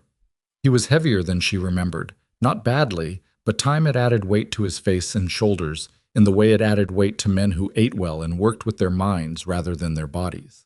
He was still dressed well. He was still handsome in the preserved way of men who took care of themselves. He stood up when she came in, which was the manners she remembered. He had always had manners. It was one of the things that made him difficult to refuse clearly. There was nothing crude to refuse, just persistence wrapped in courtesy, and it was hard to explain to people why that was its own kind of wrong. "Amelia," he said, as if they'd parted on easy terms and he was simply glad to see her again, "you look well." "Mr. Copeland." She sat in the chair across from his, back straight, hands in her lap. "I'd prefer you call me Mrs. Callahan." He smiled. It was a patient smile, the kind that said he was willing to wait for her to stop playing a role she'd taken on. "Of course," he said. "I heard about the marriage. That's why I came." "Then you know it's done." "Amelia."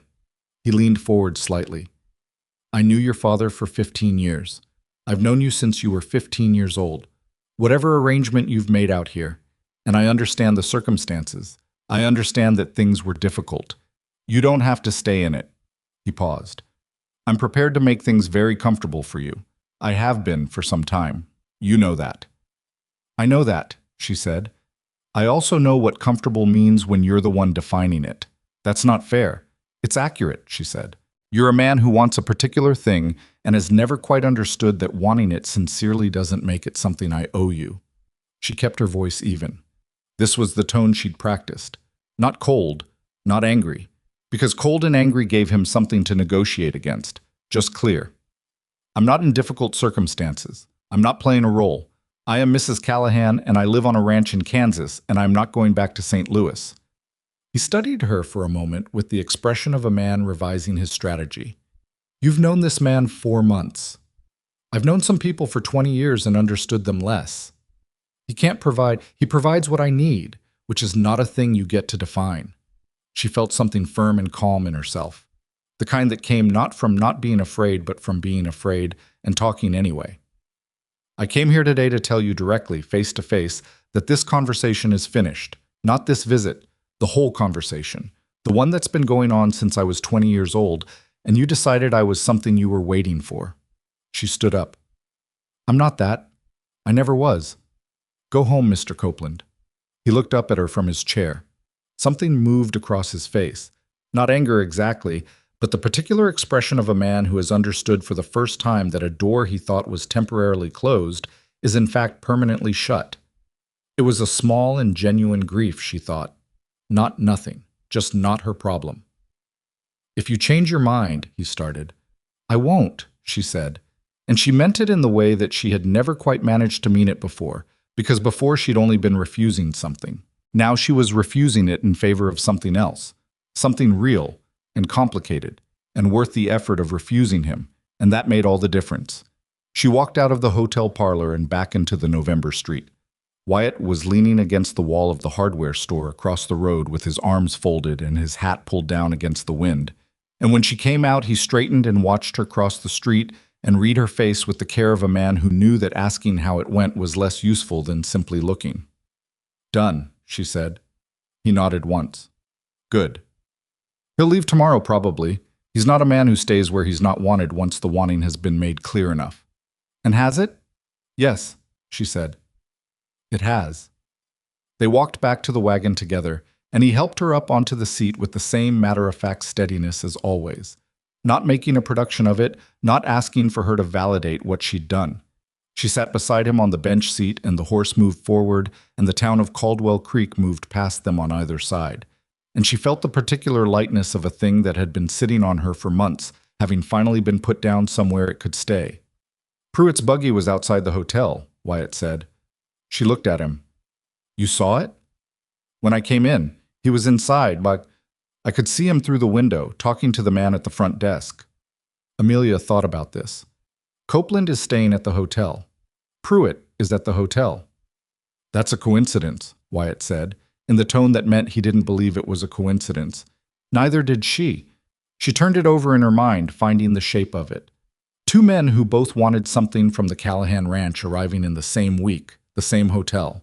Pruitt had been patient and methodical and had spent 2 years building his land corridor. He was not a man who left things to chance.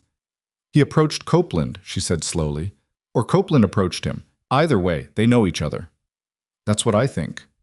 Which means Copeland's visit wasn't only about me. She felt the logic of it clicking into place with the unpleasant certainty of something she should have seen sooner. If he could bring me home, the ranch goes back to just you. And if the ranch is in a difficult year and the man running it is also dealing with the fallout of a failed marriage arrangement, then I'm more likely to sell, Wyatt said, or easier to pressure. The horse moved steadily down the road toward home, and the prairie opened up around them with its November bleakness, all gray sky and flattened grass and a wind that meant business. He underestimated both of us, she said. He doesn't know you, Wyatt said, and he doesn't know me. He's going to find that out. Yes, Wyatt said. He is. They rode the rest of the way in silence, but it was the kind of silence that was full rather than empty, the kind that contained a shared understanding that didn't require language to be real. When they got back to the ranch, Tom was at the fence line and Pete was in the barn, and everything was where it should be, and the kitchen curtains were visible through the window from the yard, and the ranch had the look it was getting more often now, which was the look of a place that was inhabited in the true sense. Not just occupied, but lived in, by people who had decided it was worth the effort. She climbed down from the wagon without waiting for help, and went inside to start supper, and through the window she watched Wyatt unhitch the horse and lead it to the barn. And she thought about Pruitt and Copeland and the web of intention they'd constructed, and she was not frightened. She was something else. Something that felt like the moment before a decision that you know is going to cost you something, but that you've already decided is worth the cost. She put the kettle on. She was going to need to talk to Delia again. And to Harriet Bowl, whose 30 years in the county and 2 dead husbands and comprehensive knowledge of everyone's business might, for once, be exactly the resource the situation required. And she was going to need to talk to Wyatt, really talk, the kind that went past the practical and into the territory they'd been circling since the beginning, carefully, at the pace that made sense for 2 people who had both been hurt by moving too quickly toward things they wanted. But that was for later. Tonight there was supper to make and a fire to build, and outside the kitchen window the first snow of the season was beginning to fall. Not the serious kind yet, just the preliminary kind, just the sky making its first statement about what was coming. And the light through the curtains was warm and steady, and the ranch settled around her with the sound of a place that had decided she belonged in it. She stood at the window and watched the snow come down for a moment, and then she turned back to the stove because supper didn't make itself, and there was still a great deal left to do. The snow that started as a preliminary statement on Friday became a serious argument by Sunday and a full declaration of intent by Monday morning. Amelia woke before 4 to the sound of wind doing something she hadn't heard before. Not the usual prairie wind, which had its moods and its tempers, but operated within a range she'd learned to read, but something with a different quality to it, lower and more sustained, like the land itself was pressing against the walls of the house. She lay still for a moment and listened, and then got up. The kitchen thermometer read 18 degrees. She'd never seen it that low. She built the fire up before she did anything else, because the fire was the center of everything in weather like this, and everything else organized itself around whether it was burning well. She had learned this about the ranch, not from Wyatt telling her, but from watching how the days organized themselves, how Tom checked the stove in the bunkhouse before he checked the animals, how Pete filled the wood box last thing every evening without being asked because he'd grown up somewhere cold enough to know that the wood box being empty in the morning was a particular kind of crisis. By the time Wyatt came through from his room, she had coffee made and the kitchen was warm enough to breathe in comfortably, and through the window the world was white in a way that had no details yet, just flat white in every direction, still coming down, with the wind driving it sideways so that it hit the glass in sheets. "How bad?" she said. Not a question. He stood at the window with his coffee and looked at it. "Bad enough. I need to get to the cattle before the drifts close the north pasture access." "Tom and Pete?" "Already up." I could see the bunkhouse light. She started making food that could travel. Not a proper breakfast, just things that could be eaten with cold hands and didn't require sitting down. Hard biscuits from the night before, salt meat wrapped in cloth. She worked without being asked to, without discussing it, because the situation was clear and the contribution was obvious, and they had moved, over the past months, into a mode of operating together that didn't require narration. He came back through in his heavy coat, and she handed him the wrapped food, and he took it without commentary. "Stay inside if the wind gets worse," he said. "I'm not going to stay inside," she said. He looked at her. "I'll stay close to the house," she said, "but I'm not going to sit in the kitchen while you're working in this." A moment where he considered arguing. She watched it happen in his face, the impulse, and then the recognition that arguing with her about this was approximately as productive as arguing with the weather. "The rope," he said, "on the south porch. If you go to the barn, tie yourself to the line. Don't go past the barn without telling me first." "Understood." He went out. She heard the door, and then the wind swallowed the sound of his boots. She was at the barn within the hour. The storm was the serious kind, the kind that didn't build gradually, but had arrived at full strength, as if it had somewhere to be and hadn't wanted to waste time getting there. By mid-morning, the drifts against the north side of the barn were at her shoulder, and the visibility had contracted to the distance you could throw a stone, and the cold was the kind that moved through clothing with intention, looking for the places where the insulation failed. She and Pete worked the barn while Wyatt and Tom were in the north pasture, moving cattle to the low ground where the creek bank gave some shelter. It was not heroic work. It was the work of keeping animals alive through the boring mechanics of supply, which meant feed and water and the ongoing battle against drifts, blocking the barn doors, and the particular stubbornness of horses who did not want to be moved and had no interest in your reasons. Pete was good in a crisis, in the way that people who didn't talk much were often good in a crisis. He responded to what was in front of him rather than to what he was worried about, which meant he was useful in a way that anxious people weren't. He moved feed. He broke ice in the water trough. He got a draft horse that had worked itself into a state of obstinate distress calm, with a patience that impressed her, standing at the animal's head and talking to it in a low monotone until it stopped trembling. She was watching him do this when she heard the sound from outside. Not the wind. She knew the wind by now, knew its registers. This was something else.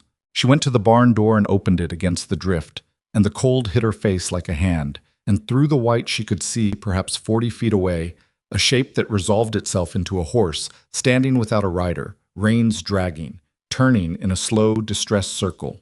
She grabbed the rope that ran from the barn door to the south porch post and tied it to her coat belt the way Wyatt had said, and went out. The horse was one she didn't recognize, not from their barn, not from anywhere she'd seen. A bay gelding, reasonably well fed, with a saddle that told her its rider was not a working cowhand.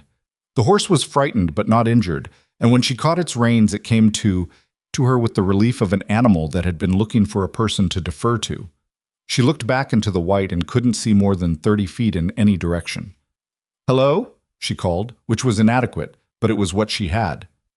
Nothing. Then, after a moment, a sound that was not the wind. She followed the rope with one hand and moved away from the barn in the direction the horse had come from, calling every 10 feet, and after about 4 calls she nearly stepped on the man lying in the snow. He was conscious, which was a relief.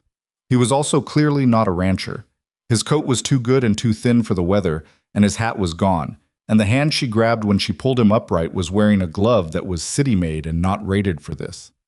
"Can you walk?" she said, which was not asking how he was or what had happened or any of the other things that could wait. "Yes," he said, and proved it by taking a step that was mostly a lurch that she caught. She got him to the barn. Pete looked at the man and then at Amelia and then at the man's coat and made a judgment that she could see in his face. City person, no business being out here. "Hold him," she said to Pete, and went back for the horse. It took her 15 minutes to get the bay stabled, and the man settled in the barn's dry corner on a pile of horse blankets and a cup of coffee from the pot she'd left warming on the small stove in the tack room. By then she'd worked out who he was. His name was Fletcher Pruitt. He said it himself, without apparent awareness of what it meant to say it to her. Whether from disorientation or simple obtuseness, she couldn't immediately tell. Fletcher Pruitt, nephew of Cade Pruitt, riding out to the ranch on what he described as personal business for his uncle. She sat back on her heels and looked at him.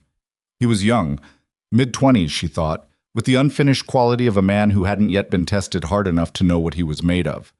He had Cade Pruitt's breadth of shoulder, but none of his stillness.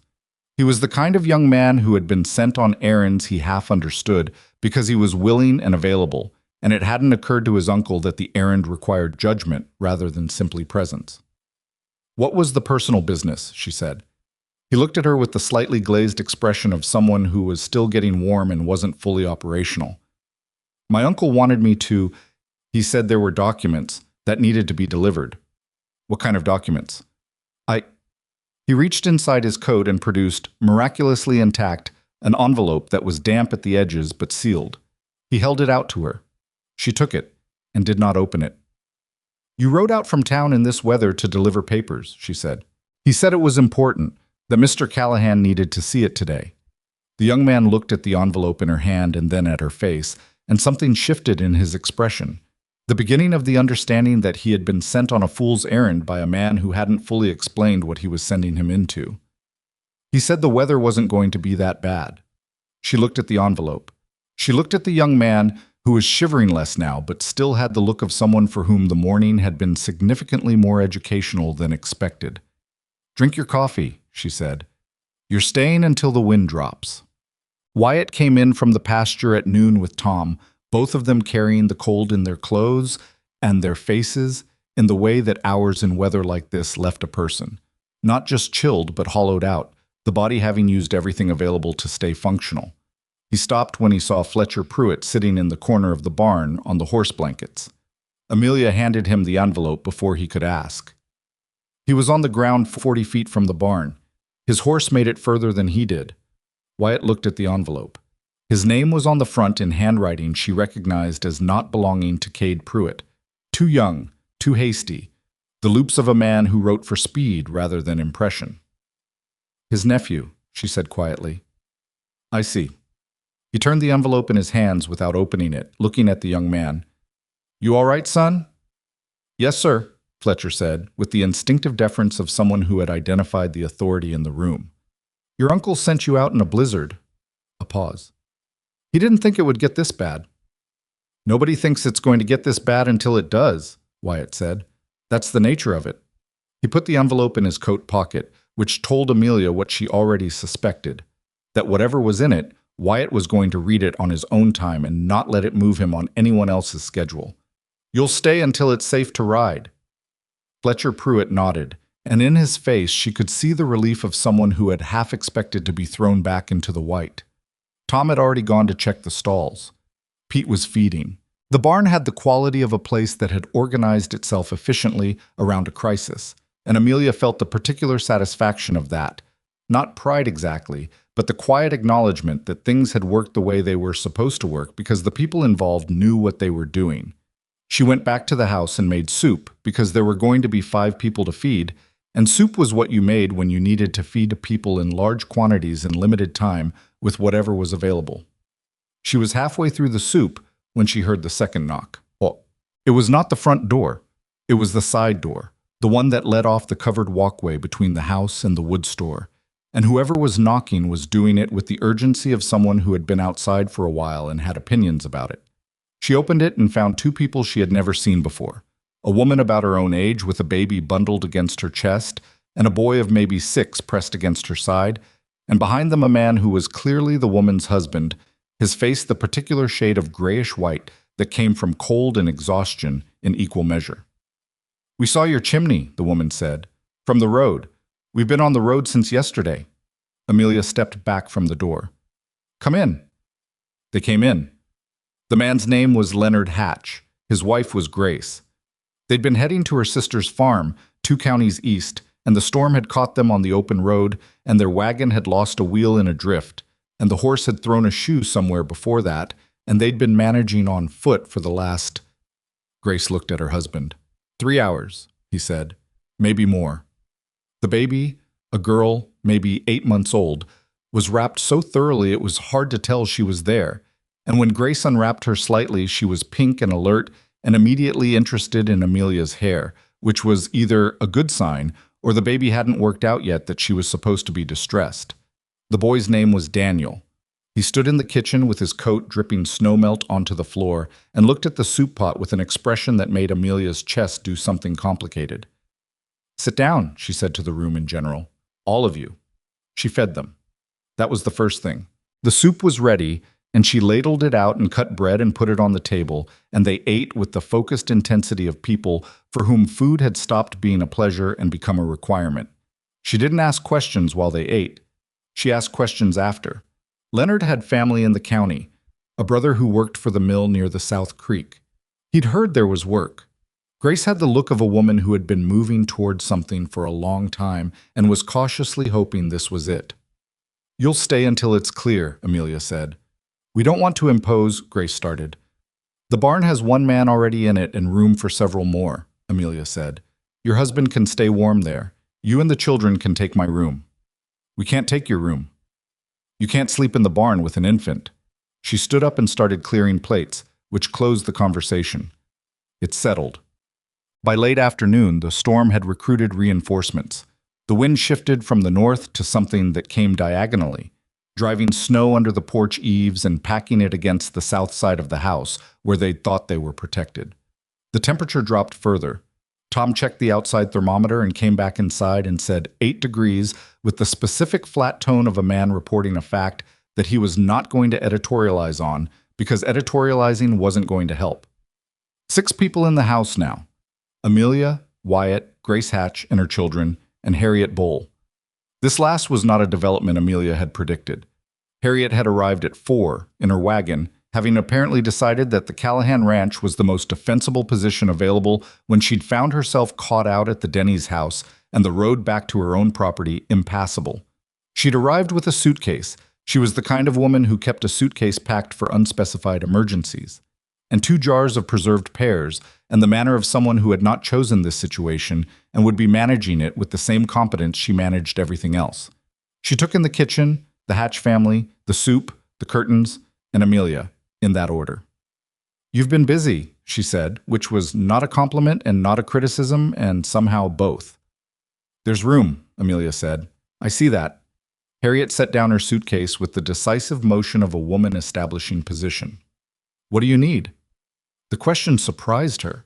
She'd expected Harriet to tell her what was needed, or to take over the organization of things in the way that senior women in communities had always taken over the organization of things. Instead, she was asking, which meant she'd looked at the kitchen and the situation and decided that Amelia was the one running it. "The Hatch baby needs warmer wrapping," Amelia said. "I don't have infant things. If you have anything in that case, I have a wool shawl," Harriet said. "It'll do." And it did. The evening organized itself with the improvised efficiency of people who were all competent in different ways being forced to work together in a small space. Grace nursed the baby in Amelia's room while Harriet sat with her, talking in the low, practical tone of women who had long since moved past the social register of conversation into the territory of what was actually necessary. Leonard Hatch turned out to be useful with his hands, in the way that men who'd done physical work all their lives were useful. He helped Tom reinforce the bunkhouse door against the drift without being asked, and when he came back inside, he fixed a cabinet hinge that had been loose since Amelia arrived and she hadn't found time to address. Daniel, the 6-year-old, discovered the cat. This required explanation. The cat had been at the ranch since before Amelia arrived and had never, in her experience, allowed itself to be touched. It was a gray tabby of philosophical disposition who lived primarily in the barn and appeared in the kitchen occasionally for reasons that it kept to itself.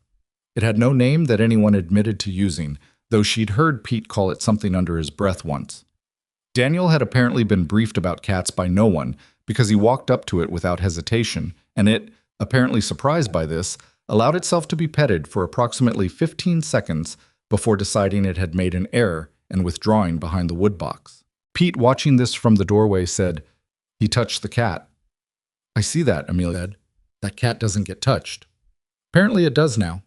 Pete thought about this for a moment. Maybe it just needed the right person. She looked at him. For a 19-year-old who primarily communicated through acts and had said perhaps 40 complete sentences in the 4 months she'd been here, this was practically a speech, and it was aimed at her as clearly as if he'd said her name. She didn't acknowledge it directly. She went back to what she was doing, and Pete went back to what he was doing, and the remarks settled into the room and became part of the evening. At 9 o'clock, when the house had reached the particular late-night stillness of a place where people are mostly asleep, Wyatt finally opened the envelope.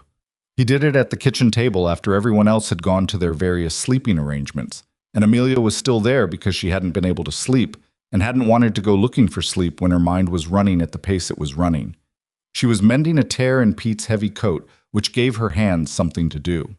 He read it twice. She could tell because the quality of his stillness changed between the first reading and the second.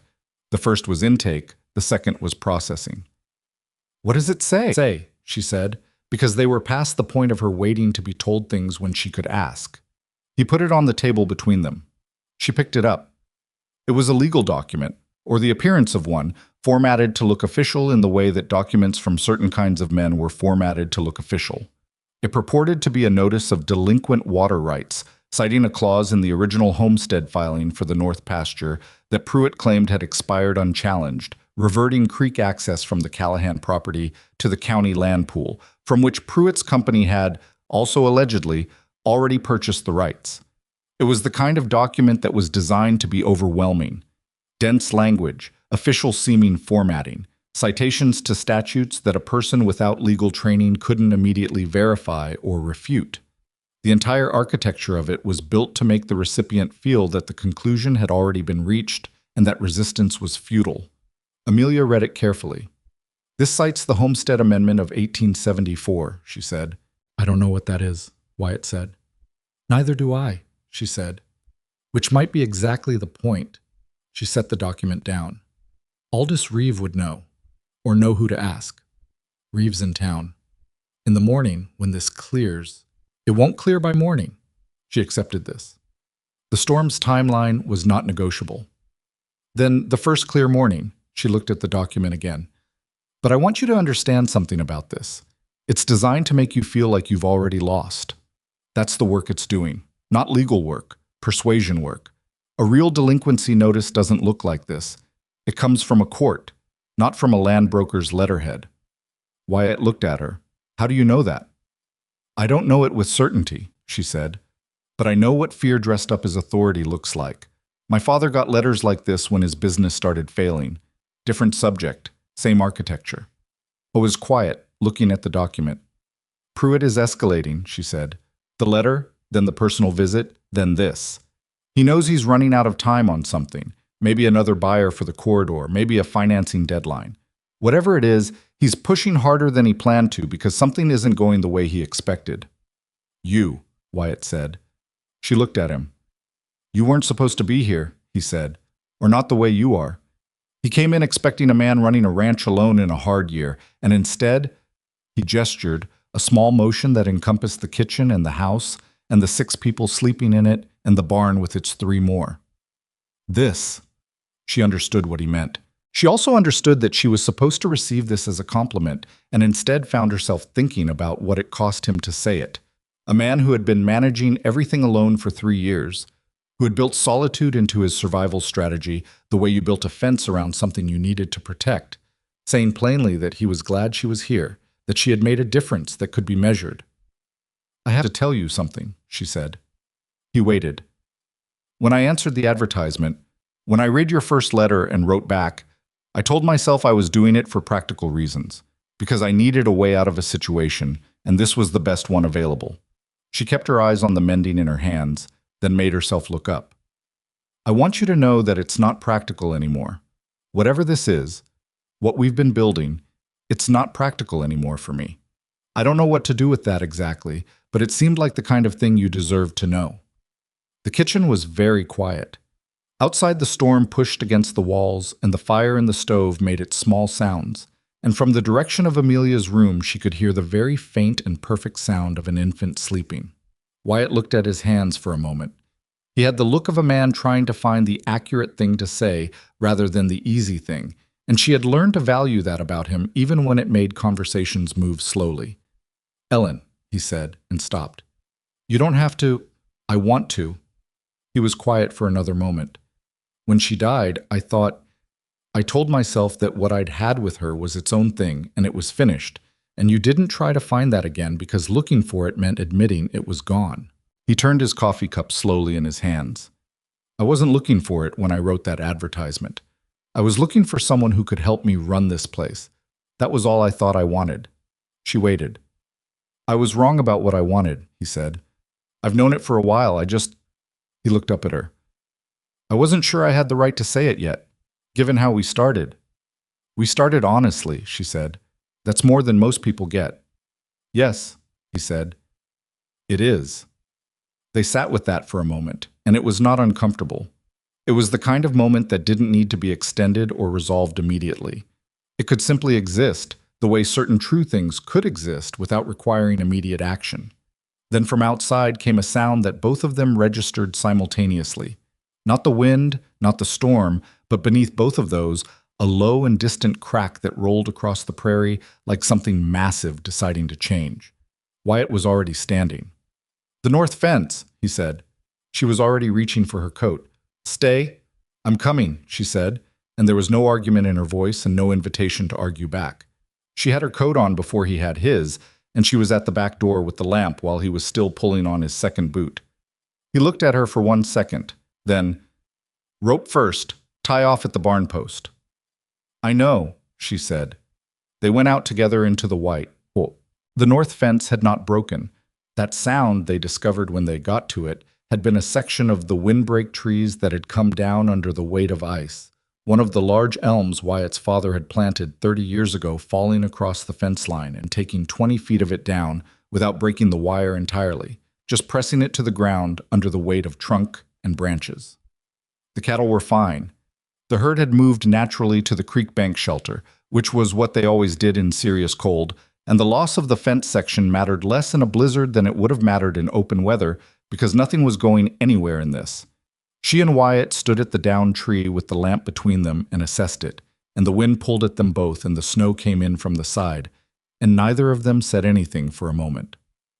In the morning, he said. In the morning, she agreed. They walked back to the house together through the dark and the snow, and she was tired in every part of herself, and her hands were cold through her gloves, and her boots had let in some wet at the left heel, and none of it felt like suffering. It felt like the cost of the thing, the necessary price of being the people who went out in the dark to check on the cattle and the fences when everyone else was asleep. And that price was one she would pay again without being asked. In the kitchen, she pulled off her boots and set them near the stove, and Harriet Bowl, who had apparently not been asleep at all, appeared from the direction of the parlor with 2 cups of something hot that turned out to be a kind of spiced cider she'd made from the preserved pears and what she'd found in the kitchen cupboard. She handed one to Wyatt and one to Amelia, and went back to the parlor without saying a word. Amelia looked at Wyatt. He was looking at the parlor doorway with an expression she couldn't immediately identify, and then she could. It was the expression of a man who had lived alone in this house for 3 years and was still adjusting to what it felt like when it was full. She drank her cider. It was good. Improbable given what Harriet had had to work with, but good. She's been keeping an eye on this place since Ellen died, Wyatt said quietly. In her way. She wouldn't let me say it was charity. She always had a practical reason. She's a practical woman, Amelia said. Yes. He looked at his cup. I think she's decided you're acceptable. That might be the finest compliment I've received in Kansas. His mouth moved in the direction of that short, rough laugh she'd been cataloging since the harvest supper. Don't tell her that. I wouldn't dare. She finished her cider and put the cup in the basin and looked at the curtains and the kitchen and the banked fire and the pile of mending she'd left on the table. Tomorrow there would be fences to assess and a downed elm to deal with and 5 guests to feed and a Pruitt document to take to Aldous Reeve and the ongoing, unfinished project of building something real out here on the edge of everything. Tonight there was this, a warm kitchen, a storm doing its best work outside, and a man she had not expected and had not been looking for, drinking cider at his own table, present in the way she'd stopped believing people could be. She went to bed, and she did not count to 60 before she fell asleep. The storm broke on Wednesday morning, not gently. It didn't taper off or fade gradually the way some storms did, giving you time to adjust to the idea of it being over. It simply stopped, between 3 and 4 in the morning, the way a held breath is released, and by the time Amelia was up at 5, the sky was the particular sharp black and white of a winter night that had decided to be clear. Stars visible in a density that only appeared after a heavy storm had scrubbed everything else out of the atmosphere. She stood on the back porch in her coat for a minute before starting the kitchen fire, just looking at it. The cold was serious. She'd stopped trying to assign feelings to the cold, she simply acknowledged it and dressed accordingly. But the air was still, and after 3 days of wind, that stillness had a quality that was almost loud. The ranch was white in every direction. The downed elm at the north fence line had become a sculpture under the snow. The bunkhouse had a drift against its south wall that was taller than Tom. The kitchen garden on the east side, what would become the kitchen garden, what she was making it into, was invisible, but she knew where it was. She went inside and built the fire and started coffee for 8 people and thought about what needed doing, in what order, with what resources. This was the mode she'd developed over the past 4 months. Not panic, not overwhelm, just the practical sequencing of tasks according to urgency and dependency. She had not always been capable of this. She had learned it here, in this kitchen, managing a house and a ranch with a man who operated the same way. And she understood now that it was a skill like any other. It had to be built from practice, and it did not come for free. Harriet was the second person up, as she had been every morning of the 3 days she'd been here. She appeared in the kitchen doorway with her hair already pinned and her expression already organized, and took in the coffee and the fire, and the general state of preparation without comment. And then she picked up a cloth and started on the dishes from the night before, and that was all that needed to be said about it. "Road will be passable by this afternoon," Harriet said. "The county keeps a crew for the main track. The Hatches will want to move on." "Grace Hatch is not in a hurry," Harriet said. "She had a better 3 days here than she expected to have anywhere." A pause. "The baby likes you. The baby likes anyone who holds her at the right angle. She stopped crying when you took her. She didn't stop for Grace." Amelia hadn't mentioned this because she hadn't wanted to make Grace feel bad about it. There was nothing wrong with Grace's mothering. The baby simply had opinions about being held in a particular way that Amelia had discovered by accident on the first evening. "She'll calm down as she gets older." Harriet dried a cup with the deliberate thoroughness she applied to everything. "You're good with children." "I haven't had much practice." "Doesn't always require practice." She put the cup on the shelf. "Some things come from character." Amelia looked at her. Harriet was not looking back. She was already reaching for the next cup. But the words were as clear as if she'd said them while making direct eye contact, and they meant what they meant. And Amelia accepted them the way she'd learned to accept things from Harriet Boll, without making a production of it, because that was how the woman gave things, and to make a production of receiving them would be to misunderstand the gift. "Thank you," Amelia said. Harriet nodded once and kept drying dishes. Wyatt and Tom and Leonard Hatch went out to the north fence line after breakfast. The downed elm was going to require cutting before the wire could be assessed, and cutting required the big saw from the barn and more hands than 2, and Leonard turned out to know how to use a crosscut saw in the way that men who'd done a variety of hard work knew how to use whatever tool was in front of them. Amelia watched them go from the kitchen window and then turned back to the business of the house. Fletcher Pruitt had spent 3 days in the barn with Pete, which had been, from what she could observe, an unexpectedly educational experience for the young man. Pete was not a talker, but he was a worker, and apparently in 3 days of working alongside someone he'd communicated things that conversation couldn't have. Fletcher had mucked stalls and helped with feed and learned more about what a working ranch actually required than he'd known walking in. He'd also, she suspected, developed some revised opinions about his uncle's enterprise, though he hadn't said so directly. He came to the kitchen door the morning after the storm stopped, hat in his hands, looking like someone who had organized an apology and wasn't sure how to start it. "Mrs. Callahan," he said. "Come in," she said. "Coffee?" He came in. He sat at the table with his coffee and looked at it for a moment. "I want you to know, I didn't know what was in that envelope when I brought it. My uncle told me it was a business matter, that Mr. Callahan was expecting it." "I know," she said. And she did. She'd worked that out in the first hour.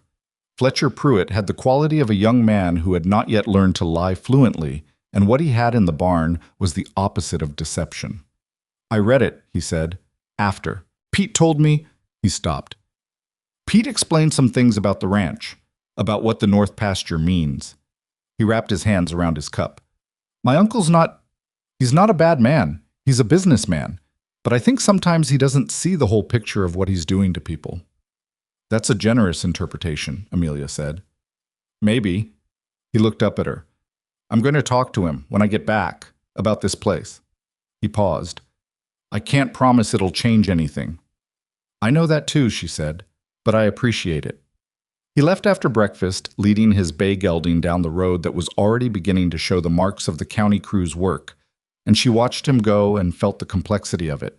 Not trust, not exactly, but the acknowledgement that people were not always the clean sum of who they worked for, and that sometimes the most useful thing a young person could do was go back to the difficult man who sent them and tell him something he hadn't expected to hear.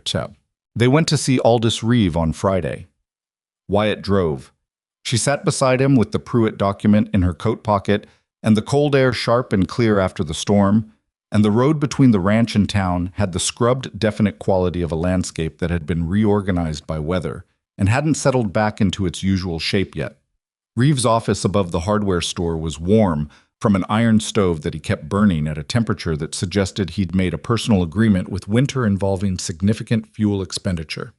He was a small man with large hands and the specific organized chaos of a desk that looked impossible to work at and apparently worked perfectly, because he found the relevant documents within 2 minutes of them sitting down.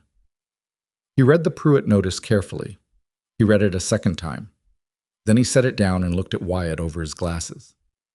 This cites the 1874 amendment, he said. We noticed, Amelia said. The 1874 amendment was repealed in 1881.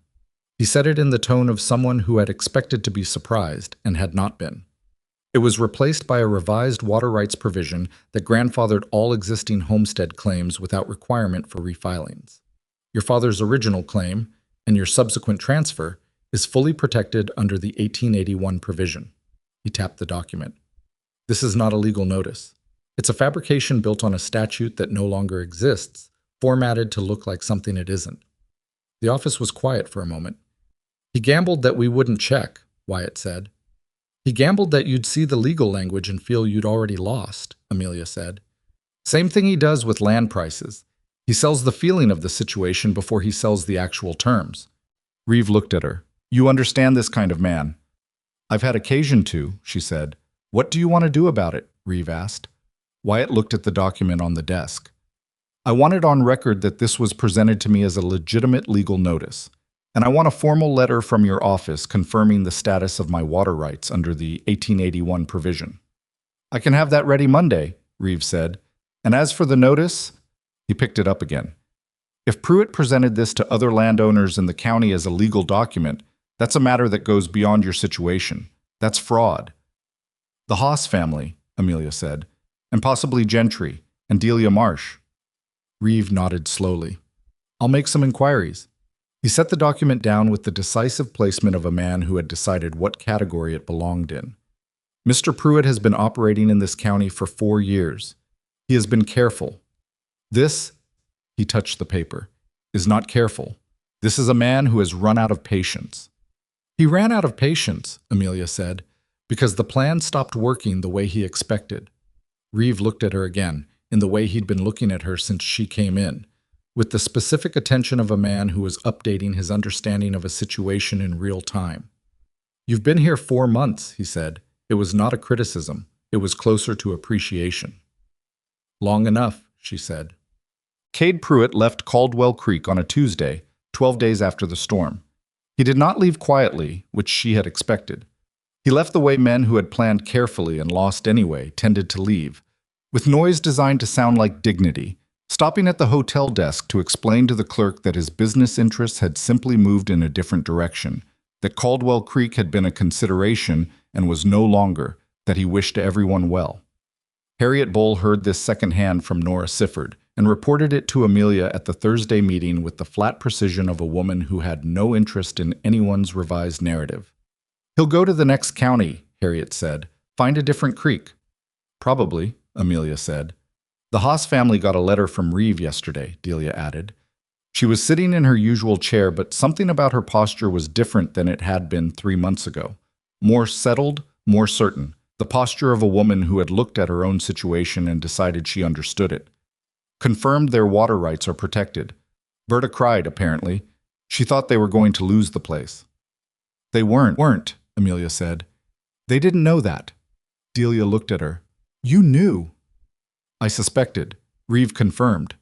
Harriet made a sound that wasn't a word but communicated that she had an opinion she was choosing not to voice, which in Harriet's case was its own form of approval. The fire was high, and the parlor was warm, and Clara Denny was on her stool with her needlework, which she was now actually doing rather than using as a prop for eavesdropping, though she was still clearly listening to everything. Martha Denny came in with a fresh pot and poured without asking and said, to Amelia and no one in particular, "You're staying." It wasn't a question. "Yes," Amelia said. "Good." Martha sat down. "We needed someone with sense on the west side of the county." Harriet did not agree out loud, but she didn't disagree either. And from Harriet Bowl, that was the thing itself. The elm came down in sections over 2 weekends. Wyatt and Tom and Leonard Hatch, who had stayed temporarily while he looked into the millwork his brother had mentioned, working the big saw until the trunk was in rounds that could be split for firewood. The fence wire beneath it had survived intact, which was something. The fence post needed resetting in 2 places, which was manageable. She found the dahlia bulbs in the 3rd week of November, exactly where Wyatt had said they'd be, along the back border of the east garden. They were still viable, dormant but not dead, which was a kind of stubbornness she recognized. She left them in the ground where they were and marked the spots with sticks so she'd know where to look in the spring. She had started sketching a plan for the garden. Not a grand plan, she wasn't a grand plan person, she'd learned that about herself, but a practical one, built around what the space already wanted to do and what she could actually manage given everything else the ranch required. Vegetables along the south-facing section. The dahlias along the back. A small area for the herbs she'd already started in the window boxes, moved outside when the weather allowed. Nothing that couldn't survive her attention being elsewhere when it needed to be. Wyatt found the sketch on the kitchen table one evening and looked at it for a long moment. "The drainage runs east here," he said, pointing to a section. "You'd want to raise the bed or the roots will sit in water in spring." She looked where he was pointing. "I didn't know that." "I should have told you."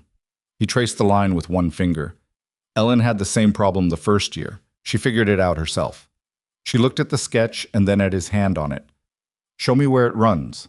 He did the next morning, walking the east side of the property with her in the cold and pointing out the low places and the high places and explaining how the melt moved in spring when the ground was still frozen underneath and the water had nowhere to go but along the surface.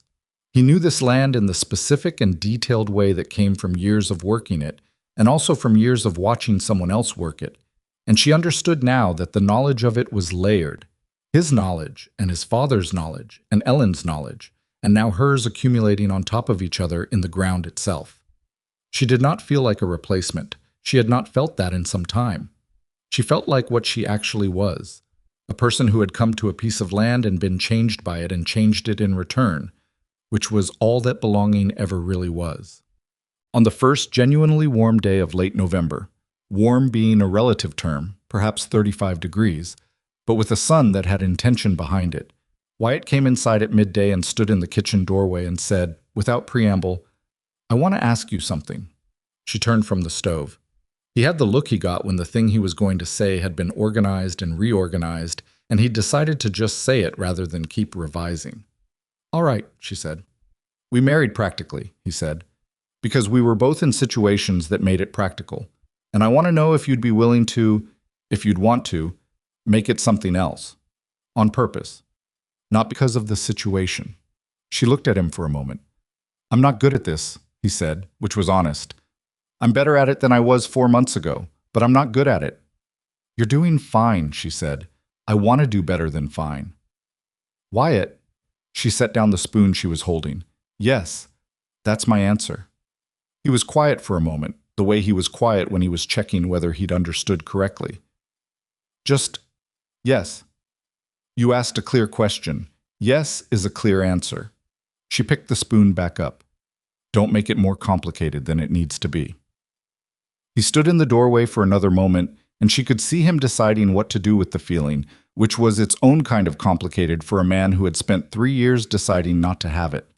Then he came into the kitchen and sat down at the table, and she put a plate in front of him and sat across from him, and they ate, and the kitchen was warm, and outside the snow was doing something that might be melting for the first time in weeks. "The garden," he said, partway through the meal.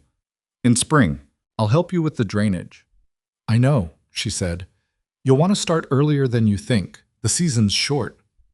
You can tell me what you know, she said, and I'll figure out the rest.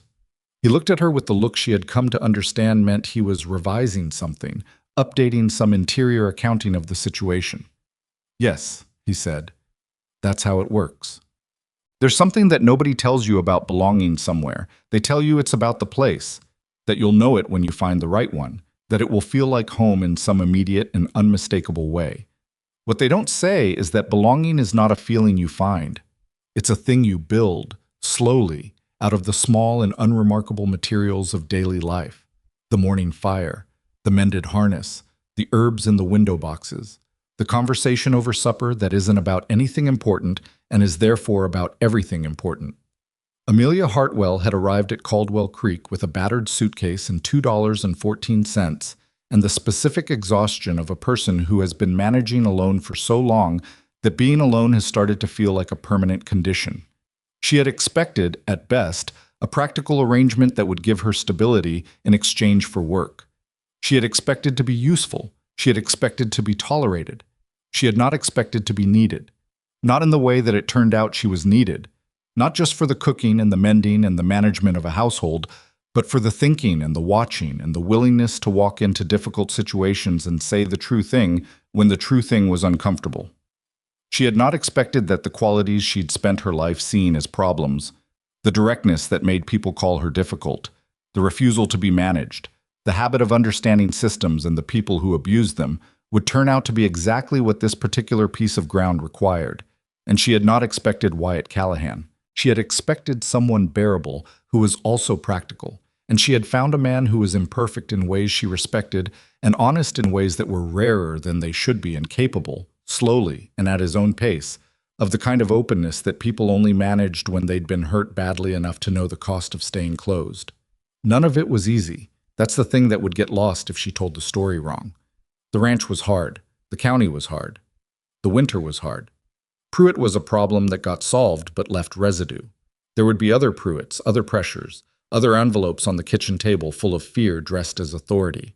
Her past had followed her and she had faced it, and it was handled, but handling something was not the same as it having never happened. She was not the same woman who had stepped off the train. She was someone who had been made different by a place and by the people in it, and who had made them different in return. That was not a fairy tale. That was not a thing that happened because she was exceptional, or because the frontier rewarded virtue, or because things worked out for people who deserved them to. It was a thing that happened because she had shown up, and kept showing up, and done the work, and refused to be sent away by the people who had decided what she was before she had a chance to show them. The Dahlias came up in May, big and improbable and slightly overcrowded because she'd underestimated how much space they'd need, which was a problem she addressed and would address differently next year. Tom brought his wife's lavender seeds from wherever he'd been storing them, dry in a cloth bag in the bunkhouse, and she planted them along the south edge of the garden where they would have the heat they needed. Pete built a new trellis from the elm wood, working on it in the evenings with a care that was disproportionate to the stated purpose and therefore about something else entirely, which she understood. Clara Denny turned 13 and decided she wanted to learn to cook properly, and spent several Saturday mornings in Amelia's kitchen asking questions and receiving answers, and her mother sent a note that simply said, "She talks about you constantly, and I am grateful." Harriet Boll never said another word about mail-order brides, or about the wisdom of Wyatt's decision, or about any of the opinions she had held and expressed that first day on the platform. She didn't apologize because Harriet did not apologize.